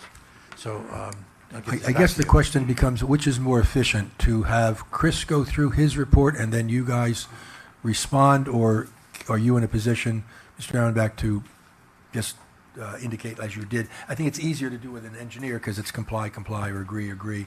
I'm not so sure that that works as well with Chris's letter, but I'll defer to either of you guys as to how you do it. I think we can go through comment by comment since we've addressed many of them over the past couple of years. Okay. All right, so do you want to do it, Chris, or should I let Ronnie do it? I prefer Ronnie to do it, and you... That's fine. And I weigh can in comment if on you think each it's an one if you issue. skipped one or more clarification So needed. I guess what we're doing in with the first of the members of the public, there's a section 1, which is summary, which we've kind of already done that. Completeness, we've already done that. Existing property, and that's number 3. We've already had that presentation. 4 is the applicant's proposal. That's, I'm sorry, then there's 5. Maybe we start at 5. I'm sorry, Roger, I don't think we've actually talked about the C variances they're looking for, so maybe we don't skip over 4. But that's 6, we're not there. Oh, okay. Yeah, we're not there yet. There's only the one, which is the buffer. Right. There's 15 is our plan show. Right. Very good, So okay. my thought is that if everybody agrees, we'll start with 6, or 5 and 5, okay. Agreed. Plan review? Yes, My 5 is zoning review. yes, it is. Okay. And then it flips over to page, Page 5, plan review. yeah. Yeah, the page numbering got messed up. Yeah, on the this. page number's got a little screwy, but nonetheless. Plan review. Yeah, plan review. Well, Paragraph 7. actually, I think it's paragraph Yeah, 5. 5.0 zoning review. You know, the zoning stuff, I guess, I think it's I important guess it to just, say it out I guess it loud. indicates, Use, no variances, there's no well, buffer. there is the, I guess there's the one area where you talk about section 230.134.1.n, paren 4, the buffer zoning minimum width of 25 feet required, 8 foot proposed. That's for Christine. Okay, got it. So Right, right. I want to start Ron on the plan review. That's if fine. okay. We'll go, so this is now, just for the board members, we're now on plan review, which is item 6. To come back to 5.2. Correct. Well, section 6 can be addressed through Christine as well. Those are the positive and negative criteria. All right. Come, Okay.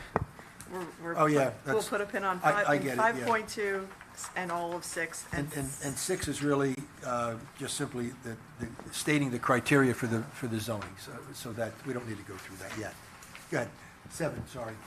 No worries, thank you.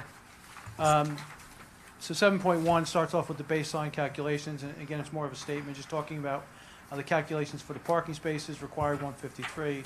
I believe we have 156. Electrical vehicle calculations, again, this is obviously a new statute that's new to everybody, but we agree to comply with the number of spaces required now, as well as the make-ready and the, I guess the follow-up is what the word we'll call it, for what you have to do over time, the next 3 years, the next 6 years, what you have to do. So we agree to comply with everything in the electrical vehicle calculations section of his letter. 7.2? Seven, Oh, I'm sorry, 7.2 is already the EV. 7.3, again, we added the concrete wheel stops. I think we had them on the site plan, not on the architecturals, but either way, we agree to comply with that. The bicycles, we provided the 75 bicycles located on the lower level. We agree to comply with the recommendation of replacing the bike rack, of doing the inverted U-racks as suggested by Chris. The motor court entry, we'd like to have the ability to work with the board's professionals as it talks about introducing rain gardens around the circle where the signage is, and some of those details in there, because it's unclear. We obviously have our stormwater management system that works, but then he's talking about doing some changes around there, like introducing some rain gardens in the center. And we don't have an issue with that. We just like to work with him exactly on the details of that to capture and allow for the slow release before it goes into the inlets. And it says the final design of motor court will be coordinated, and we agree with that. Okay. Under 7.6, again, we provided the walkway from the motor court or from South 6th Avenue actually all the way through the site, and it traverses at the southern end of our site. He's asking for clarification on a note that's on the site plans that says tie into future sidewalk by others. The ordinance that was written for this site requires the developer to install a sidewalk to the terminus of their property at the southern end, which is what we're doing. We just put the note by others, assuming that at some point it's borough property, somebody else might be extending it, not us. Again, if there needs to be clarification on that note, we can certainly work with Chris's office on that, but we are putting in the walkway per the ordinance. And that's your understanding, Chris? Yeah, so it sounds like if it is possible, I'll work with the borough council on the ability to coordinate a design that would extend it to the existing walkway. Right. If not, we'll just stub end property and we'll deal with it later. The other item I skipped over, Chris, by accident, the paragraph above that, where it talks about possibly substituting a potentially wider asphalt as you get down the southern end of the property. We don't have an issue with that. To keep it consistent with the trails that are located in town already. On paragraph 7.7, the open space, again, there's not a whole lot of open space here. I think when we originally sat down with the borough and talked about the development of the site, it was anticipated that a portion of the bottom third of the site would be left for potential open space. Obviously, that's been encumbered by the detention basins needed to facilitate the development of the site. So we don't anticipate any dedicated open space on this property, because if it was, it'd be very little. Maybe the walkway would be a permanent easement that allow residents outside of this development to traverse from South 6th through the site to the terminus of our property, but certainly it's not our intention to have any dedicated open space to either the borough or the county. That kind of ties into 7.8 with the steep slopes. The ordinance was written to not apply with the steep slope ordinance, and it only applies to the open space areas. As I indicated, there really aren't any open space areas on the site. 7.9 on top. Before you move on, so yep. Is it your testimony that you don't have to provide an open space steep slope map, or it's not necessary? It's our intention that it's not needed because there is no open space. Chris, are you in agreement?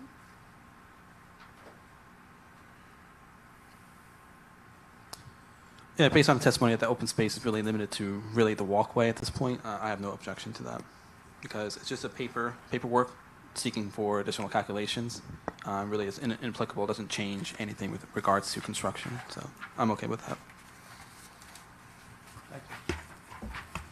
Okay to go on, Mr. Chair? Yes, please. On top of page 7, 7.9, tree removal and replacement. I know we spoke about that earlier with the waiver of providing the tree removal plan.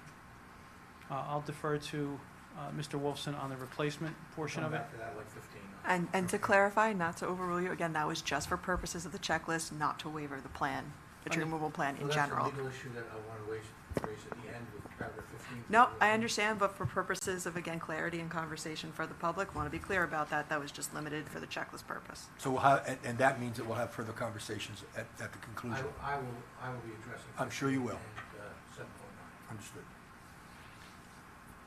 Under the landscaping, again, I think it's some minimal comments about some additional foundation plantings.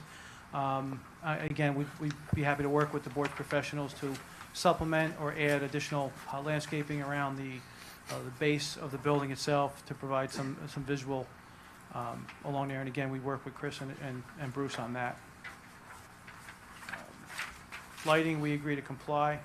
The one thing we would like to, again, this goes back to, the second comment goes back to the motor court. And one of the comments earlier was working with Chris's office about the final design of the motor court.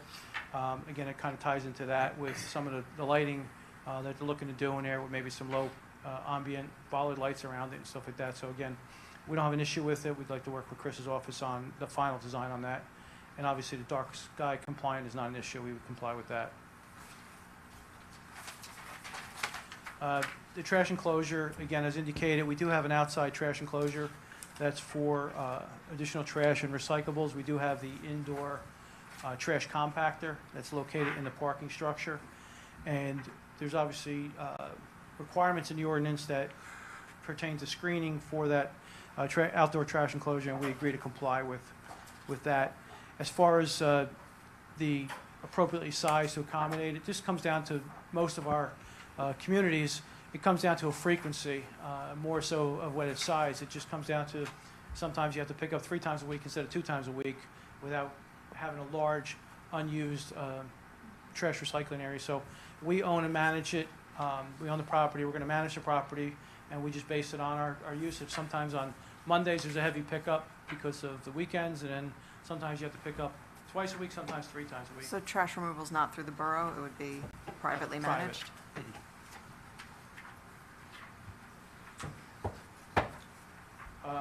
Mechanical equipment, again, we indicated in one of our meetings, AC condensers will be on the roof. We do anticipate a generator. We're not sure where it's going to go yet. Obviously, we would work with the borough. I'm not sure if there's a permit required. There's always a permit required. Obviously, we would have to, we don't know where it is right now, but we're going to be putting a generator in. The only thing on here is the transformers, because sometimes the transformers are out of our control. Utility company, they install them wherever they want. Obviously, we have to comply with some of the landscaping stuff around it, but the transformer will be done and set by the utility company, and we'll screen it the best we can and abide by their rules and regulations. Any concern with that additional placement affecting your impervious coverage calculations? I don't know how big these would be. Yeah, no, we don't anticipate anything large here for a transformer, and we're not. We have room in our impervious calculations. So in other words, really, this one here is subject to, just a second, Bruce, subject to the utility location, but an agreement that it would be appropriately screened. Yes, Bruce? Just a quick question, if I may, regarding the generator. Is that for the third whole building or just emergency facilities like lighting and elevators to get people out? Typically, what we do is just the main services. There will be, what we've done in other buildings is put a generator in that'll operate, obviously, emergency lighting, elevators. We do have outlets in the lobby in several areas that still operate under the generator situation so that people can still charge their phones in the event that they have to stay inside the building during an emergency, even if their power's out. So it would be, it's not for the entire building. It'd be selective for what people could use if they had to stay inside the building. So my only concern would be noise, and do you anticipate rooftop? No. Ground mounted? Ground mounted. So lowest level, you should, sound could potentially be attenuated by the walls? That's the only thing I'd be concerned about, is that drone doesn't, during those periods of time, is there any noise level at night? Is also the- have to be tested. separate monthly, application. so. They Yeah. can exercise and test, and that's all. Is the noise level testing part of the permit application process for anyone installing a generator, or? I don't think so. You have to comply with the state requirements, but. That's what I was going to ask a question. I know that there are state requirements, as we all know, but does that apply in an emergency where a generator is taken into account? I'm not sure if it does, but it's something I've governed or tried to govern. Okay. All applications like this. And therefore, that having been said, I have been involved in any number of applications where it's agreed that if there is a generator and it's going to end up, from what my understanding, it's going to have to be tested usually once a month, it's my understanding. It would be, I think, reasonable to request that the generator would be enclosed in some type of a soundproofing structure. You would agree to that? Yes. Okay. If I may, Mr. Thomas, it's usually a critical grade silencer and a hospital grade enclosure. That's about as quiet as you can get. Hospital grade, okay. Thank you. Thank you both. All right, so that takes us past 7.13. 7.14, I will thank Chris for the first line where he expresses appreciation to the applicant, working with his office and Bruce's office. Again, Chris, these are certain items that are, I think, Madam Chair, more suggestions, and I'm not sure how you want to handle this, because there's some in here that we don't have an issue with, there's some that we'd like to work with you on. So I'm not sure how you want to handle this. Yeah, generally speaking, all these comments are recommendations. I'd like to give the opportunity to like a sketch over, a couple rounds. The goal is not to add cost, but sort of find little ways to really try to really hit that Tudor style you're trying to achieve. You're almost there, in my opinion, so just trying to just do little tweaks here and there. So for purposes of the record, maybe what we could say, if there's ultimately going to be an approval, that with regard to 714, that these are suggestions that the developer will agree to work with the planner's office to accommodate where reasonable. Yeah, based on our history with Mr. Costanza, I don't think there's going to be an issue. Yeah, the latter half of the questions are more the suggestions. The first half are really questions pertaining to the townhouse units. See if there's greater livability for those units and provide a hallway down to the flats at the corner of the units. It's just some questions about how the layout of the building is situated. I know you provided some testimony generally, but just get some feedback about the townhouse units and how it relates to the lack of the corridor for that end unit for the flat, particularly on the first floor. The two shallow wings, I think it's just an issue regarding some line weights and missing hatching. It's unclear what's indoors versus exterior. So I think it's just some issues as you work on a design for construction. Those issues will be resolved. And in the last two sections, I think it's been addressed. The roof plan I was seeking a copy of so I can get a better understanding if the mechanical units were situated in a well, similar to Bruce's comment about making sure the HVAC units, not the generator, the HVAC units were shielded from view. Okay. And it looks like it's situated in a well, so the units aren't visible and the sound attenuation is improved. That's correct. 715. 715, unless Chris disagrees, I believe it's just a statement talking about the affordable component of the site itself. Required to put 11 and a half units, we're providing the 12 units as required by the ordinance. So obviously a statement that you agree with. Yeah, and this is under the assumption that this is a rental project, 15%. Correct. Yeah. Okay, so I think that leaves us with 3 large bulletin points to address, right? Your C1 variances. Well, I think we've got 18 and... But I'd like to put Chris, on for 2 minutes. That's where I was going with this, because I give you another. The board's indulgence on this. We can finish this if Mr. Gibbons past 7:30. All right. Excuse me. With your permission, I'll pull 15. Excuse me. When can board members ask questions of? I think with consent of the board, as long as testimony is concluded by like 10:35, Before we the can next indulge. witness comes. We will definitely have to continue this conversation at the next meeting. I do not see any way that we're going to be able to take public testimony and board questions before this evening's completed. This is definitely going to need to roll over. Well, I would ask the board to relax, it's 10:30 is for testimony, and we do run to 11, but out of consideration for the board members and members of the public, running later than that is, frankly, I think more than. Well, let me just make a comment. We understand that this is an affordable housing project, and we understand that the board is required to give accommodations. But I don't think the board is in a position where it has to bend all of its rules. And therefore, what I would say is that one of the accommodations is that, as you know, this is the end of a religious holiday, Passover, and under normal circumstances, this meeting would probably be not having taken place at all. And as a result of an accommodation to this application, recognizing its affordable housing status, we started at 8:30. Yes, unfortunately, there was a need to, I shouldn't say unfortunately, there was a need to do something with regard to township or borough business, and we've now started as quickly as possible. So I don't want to belabor it, but I think we've made accommodations, and we'll try to do as best we can, but I'm not sure that we're going to be able to finish it today. And if we don't, certainly that you will be the next one on the very next meeting, which will be the meeting in, we're now in April, I'm trying to figure, it'll be the May meeting. So it won't be forever away. No, I appreciate how much the board has helped us and the professionals. So I want to be ungrateful. Okay. I made the answer.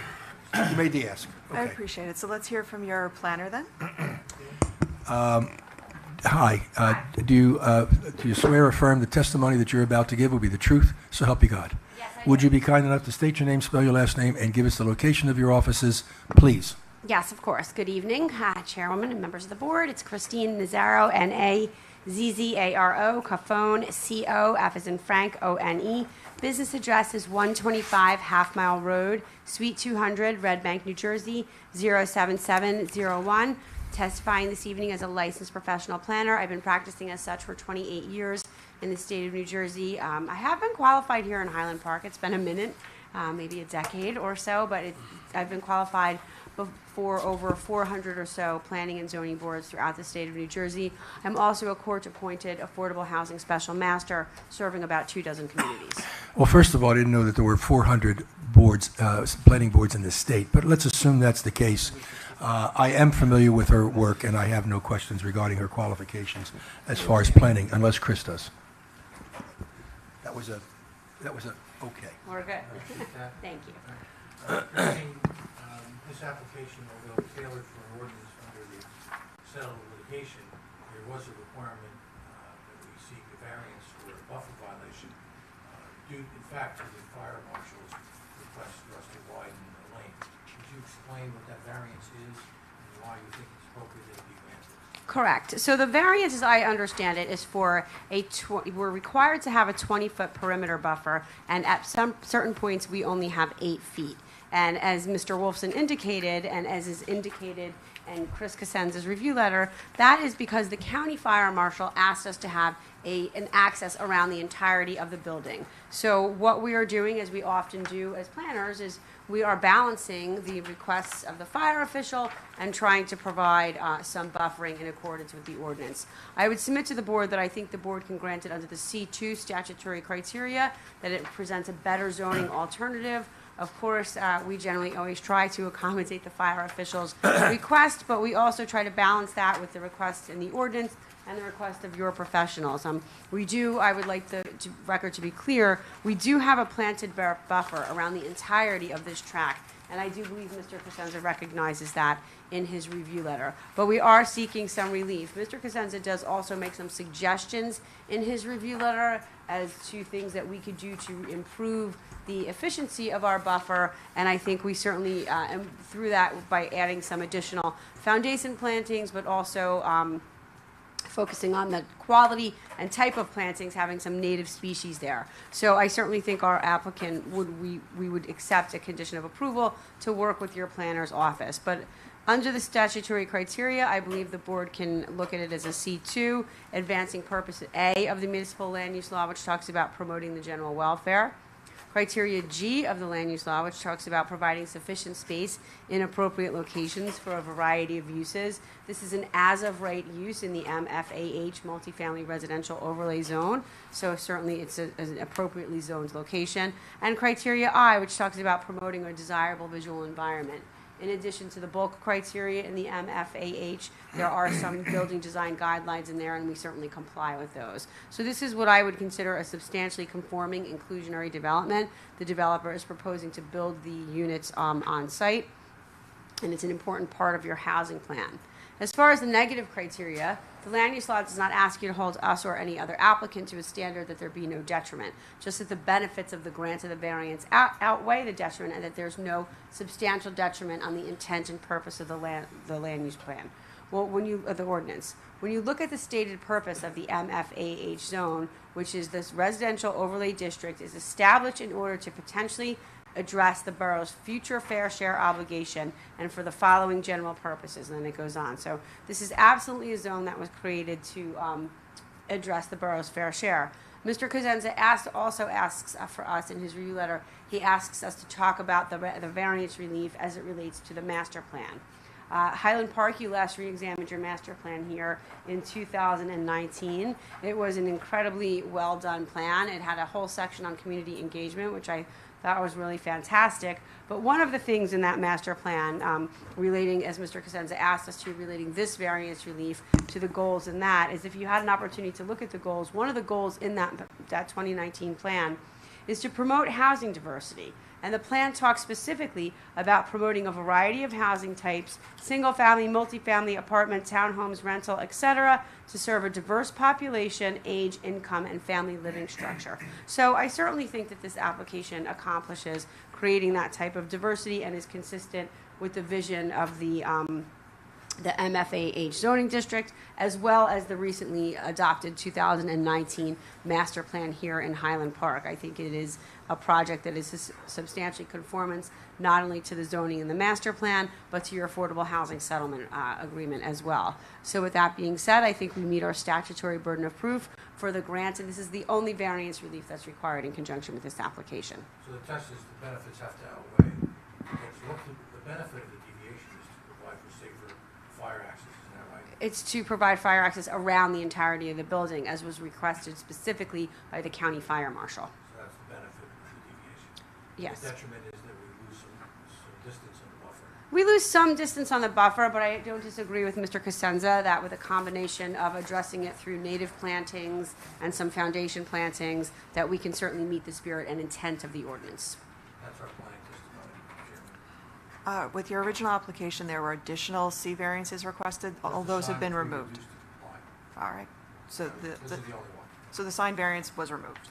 We will comply with the sign. Chris, do you have any questions or comments with regard to? Do you have any questions or comments with regard to this testimony? Thank you. I think the proofs provided were, in my view, sufficient for the board to consider weighing the C2 variance. With regard to the 8-foot setback, it might not be a question for you, maybe perhaps for Ron. Could you clarify where on the site plan you're deficient down to 8 feet? Because I see dimensions on the south side of the project where the buffer is 20 feet, 35 feet, down to 11 by the borough-owned lots at the corner of Mansfield Street and South 6th Avenue. It's on the western elevation, Mr. Cosenza, but Mr. Ollenbach can stand up and point that out on the plan as you requested.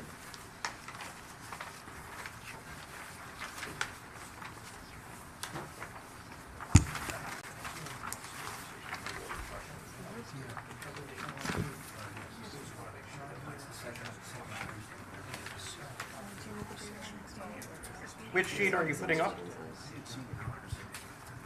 So it's along Graham Street, Mr. Cosenza? Maybe you could just give us what the sheet is.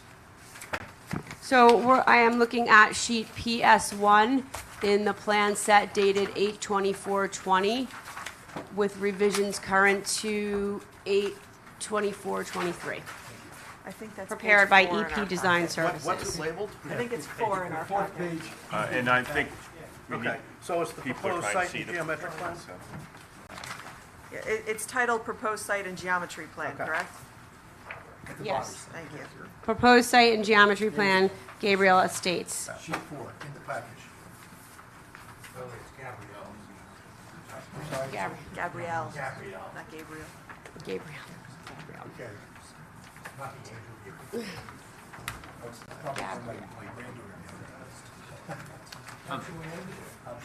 What's that? Yeah. I think it would be helpful for the members of the public if we could readjust the easel a bit, since we have printouts and the public doesn't have the benefit of the up close. So the deviation is along the Paper Street a Graham, where we have a 9-foot buffer, and then along our eastern property line, we have approximately a 10-foot buffer in that area. So that, we do, again, it's hard to tell on this sheet because it's a black and white plan sheet, but we are proposing, it's a little easier to see. Do we have this marked in evidence yet? So you can see sheet 2 of A1 in evidence shows that we do have green around the entire perimeter of our site, but the deficiency is along our eastern property line and along the Paper Street of Graham. And with regard to the Graham Street Paper Street, what is within that area? Is it wooded? Is it cleared? It's wooded.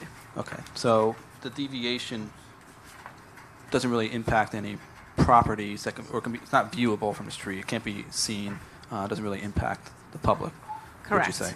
Yes. What about the east side? Is really the contention of, or really the basis of the deviation request, because the west side has a 20-foot buffer as required.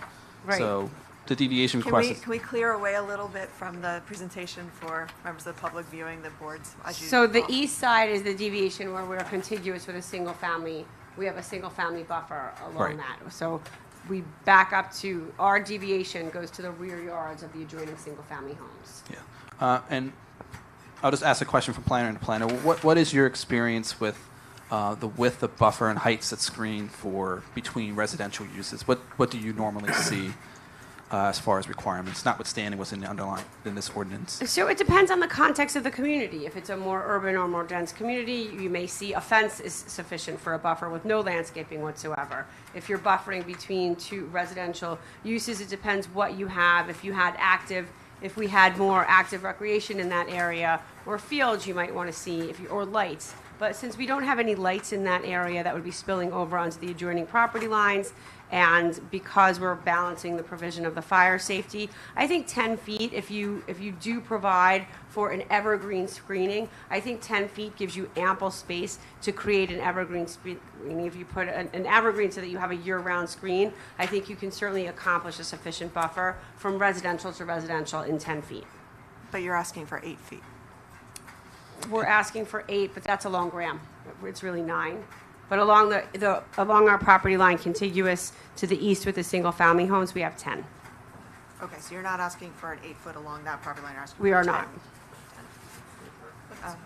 Bruce? So that means a deviation request against, were really what the ordinance is intended to protect, was the neighbors who front on really both South 7th Avenue and South 5th Avenue. But relative to the deviation requests for those residents who front on South 7th Avenue, it's now limited to like a 10-foot buffer. And I happen to agree with the planner that typically you see a 5 to 10-foot buffer between residential uses. If it's a non-permitted use or commercial use, you tend to see 20, 25 feet or even wider. We were aggressive with the ordinance in negotiation, trying to get the 20-foot buffer. And I think it's also helpful to know what is the structure that is encroaching into the 20-foot requirement. Is it a building or is Absolutely it? not. Okay. No, our building complies. There's absolutely no building. And I think that that's an important point because it's actually tiered walls in that area. So you have the 8-foot buffer and then you have some tiered retaining walls there which are required to construct the street. So it's not as if we have 8 feet and then we're at those property Correct. lines. You have 8 feet and then you have a tiered wall system. So You mean 10 feet a lot? 10, I'm sorry, I keep saying 8. It's okay, just for Sorry, clarity. yes, 10. And the tiered wall system steps down from the site, meaning that the residents won't see a wall stepping up. So I think the open space is, in a sense, being preserved, notwithstanding the narrower buffer as required by ordinance. But the intent of a buffer is to provide an opportunity to screen something. And in my opinion, I think there's sufficient space to achieve that, so long as the applicant agrees to work with my office. But I'll probably defer much of that to coordination, consultation with the Shade Tree Advisory Committee to advise on the proper species and density to achieve the intended buffers. I think it's a workable solution that we can achieve. Bruce, do you have a comment? I just wanted to point out that a portion of the Graham Street right-of-way that you were referring to will have to be cleared in order to allow the water main to loop through to 7th. So we can ask that they do that in as little space as possible in terms of width, and probably still preserve, between the 8 that's there and maybe another 12, and probably maintain 20 feet there. So I just think we can do it in a careful manner where that piece of woods remains on the community side. Thank you, Bruce. It's not really a question as much as a request. It's very hard to picture what you're talking about because I'm not seeing any, what I would call a cross cut. So you're not seeing, the elevation of the single-family houses, the buffer, the retaining walls, the project, and that would be something, even not architectural per se, but just something that gives us an idea of this is what it looks like. It's from a top-down view, it's very difficult to judge buffering. It looks flat on the plan. Yeah, so it's just a suggestion. I don't want to. Before anyone makes any further comments, I'm just going to make one more note, and I know how it sounds. It is just after 10:40, and I'm going to let conversation continue for a few more minutes, but out of respect for our rules and meeting requirements, and in recognition that we really cannot give this the attention it needs and hear from the public the way we need to hear on this application before the end of this evening's meeting. So that is why we will adjourn this and hear again in the future at our May 11th meeting. And I strongly encourage anyone who came out tonight or anyone else who maybe couldn't come tonight and wants to come at the May 11th meeting to come and provide public comment where we have a sufficient amount of time to hear from you. So I don't want there to be any question about why we're not going to take public comment tonight. It's just so we can give you the time to hear from you and also members of the board. So we can continue our discussions for a few more minutes and then we'll wrap up for the evening, okay? Khalidra, I think, was first, and then we'll go to Dan. All right, thank you. So, I actually can picture this area because I grew up on that street on South 7th Avenue, 424. So that's where I grew up. I played in Buckwoods as a kid, so I know how the elevation works actually, and I can completely picture where your retaining wall is, and I can picture your tiered system. My question for you is those retaining walls and the placement of those retaining walls in order to sort of like reinforce and avoid erosion, would those have to be at that location regardless of the size of the building? So like my question is if the building was a little more narrow, if you lost some square footage in your courtyard, your retaining walls where they're currently placed, would they still have to be there or would those move further as well? I'm going to defer that question to our engineer. Okay. Yeah, again, as you're familiar with the site, the elevation, it's a V. Right. So in order to get a building in there, whether it's even if it's a little narrow, those walls are going to have to be up along the perimeter and they're going to have to be tiered.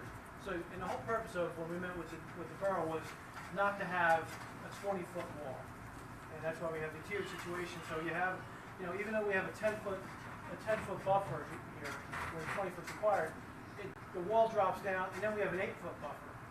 So you have a retaining wall located. You're not allowed to have a retaining wall within a 20-foot buffer, but we have, again, we have an 18-foot buffer from the lower retaining wall to the property line.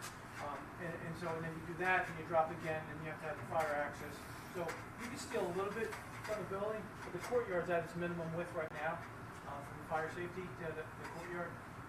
So that can't really change. So we think we designed it the best way we can under the constraints of the existing topo. Because you remember these walls here have to be secured into the embankment. They have to be at a certain distance so you have your geogrid and everything in those walls itself.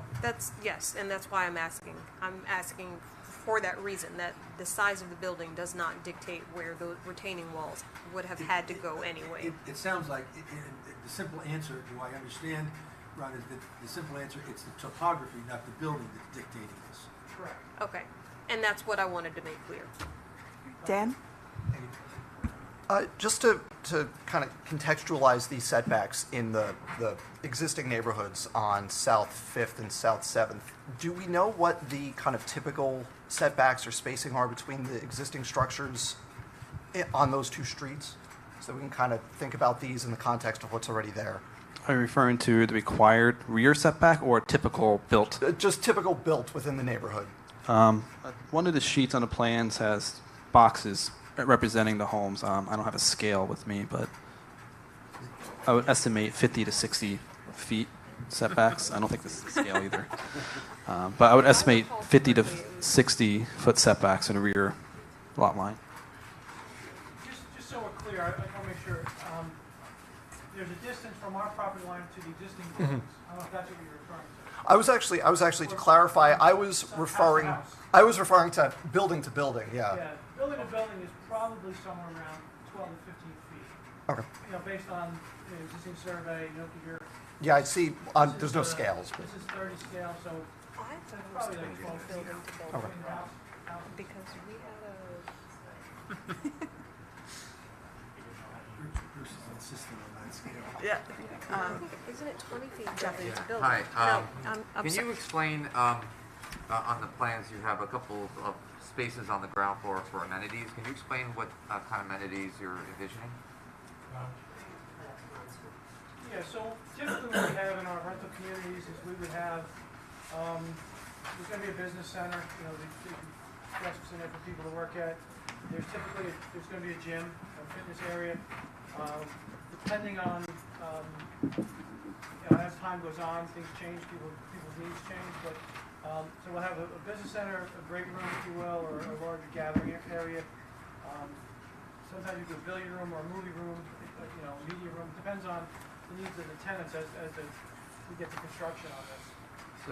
So along with that, so that you will consult with the tenants as you start to occupy the building, as to the amenities. Not necessarily with those tenants, but based on what we have in the area. Okay. So we have developments in both Piscataway, New Brunswick, stuff like that. Based on what we have there and what the tenants see, it's no different than a lot of our communities now. We're doing pickleball courts. Sure. If you would ask me 5 years ago, I wouldn't even be able to tell you what a pickleball court was. I mean, just looking at the plans, you have a lot of 2, 3, and 4 bedroom units. So presumably there will be families. So that's great. I love families. Okay. So don't take me that the wrong way. But families, people of all incomes and ages, young kids. So it sounds like the proposed uses are for adults. So you know, I'm just saying, you know, what you're going to have here is you have children. And so what I noticed in the plans, there's no outdoor play structures for children. I didn't see anything in the courtyard area. But I'm going to call your attention to three parcels that are just at the southwest corner of Mansfield and South 6th. They're owned by the town. Lots 5, 6, and 6. I think they're 5. Hold on. Well, I think they're like 3, 4 lots 3, 4, and 5, or 5, 4, 5, and 6, something like that. And the blocks and lots have changed, so it's hard. But those, it's about 6,000 to 7,000 square feet of borough-owned property that I think is well suitable for potential contribution from you to put a play structure in, since you don't have one on your property. And at a minimum, that the borough-owned property be graded and prepped, right? Because almost half of it is on steep slope, just like your property is. So if you have a retaining wall, you're already doing retaining walls. If you work with the borough engineer to, you know, have your retaining wall match the needs of our borough-owned property, so that it's graded in such a way that a playground or whatever the borough needs can be accommodated. And it certainly you have recreation needs here. You certainly do. And I think this is a really great place for it's right next to your property. It's like touching your property.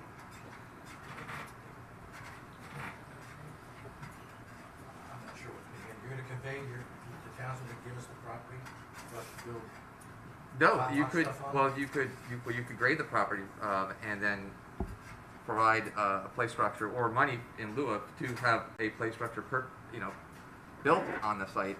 Well, your residents could use it, but the borough residents could use it too. Thomas, I'm always cautious. Well, I understand that, but maybe I don't know that you want to make a definitive response, Mr. Wolfson, to that suggestion. Maybe we can explore that and see where it goes, because we are going to be back on May the 11th. think that's a very good idea. One in particular.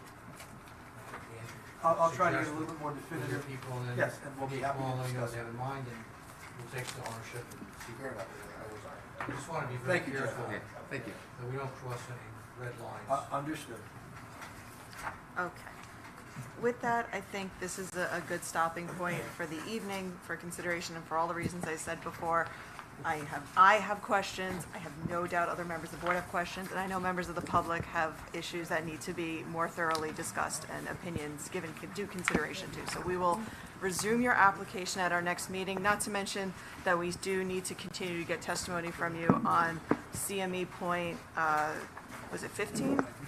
15. Not so much testimony as discussion. If it's a legal argument, testimony, however you choose to present your position on those issues, and the LRK 7.9.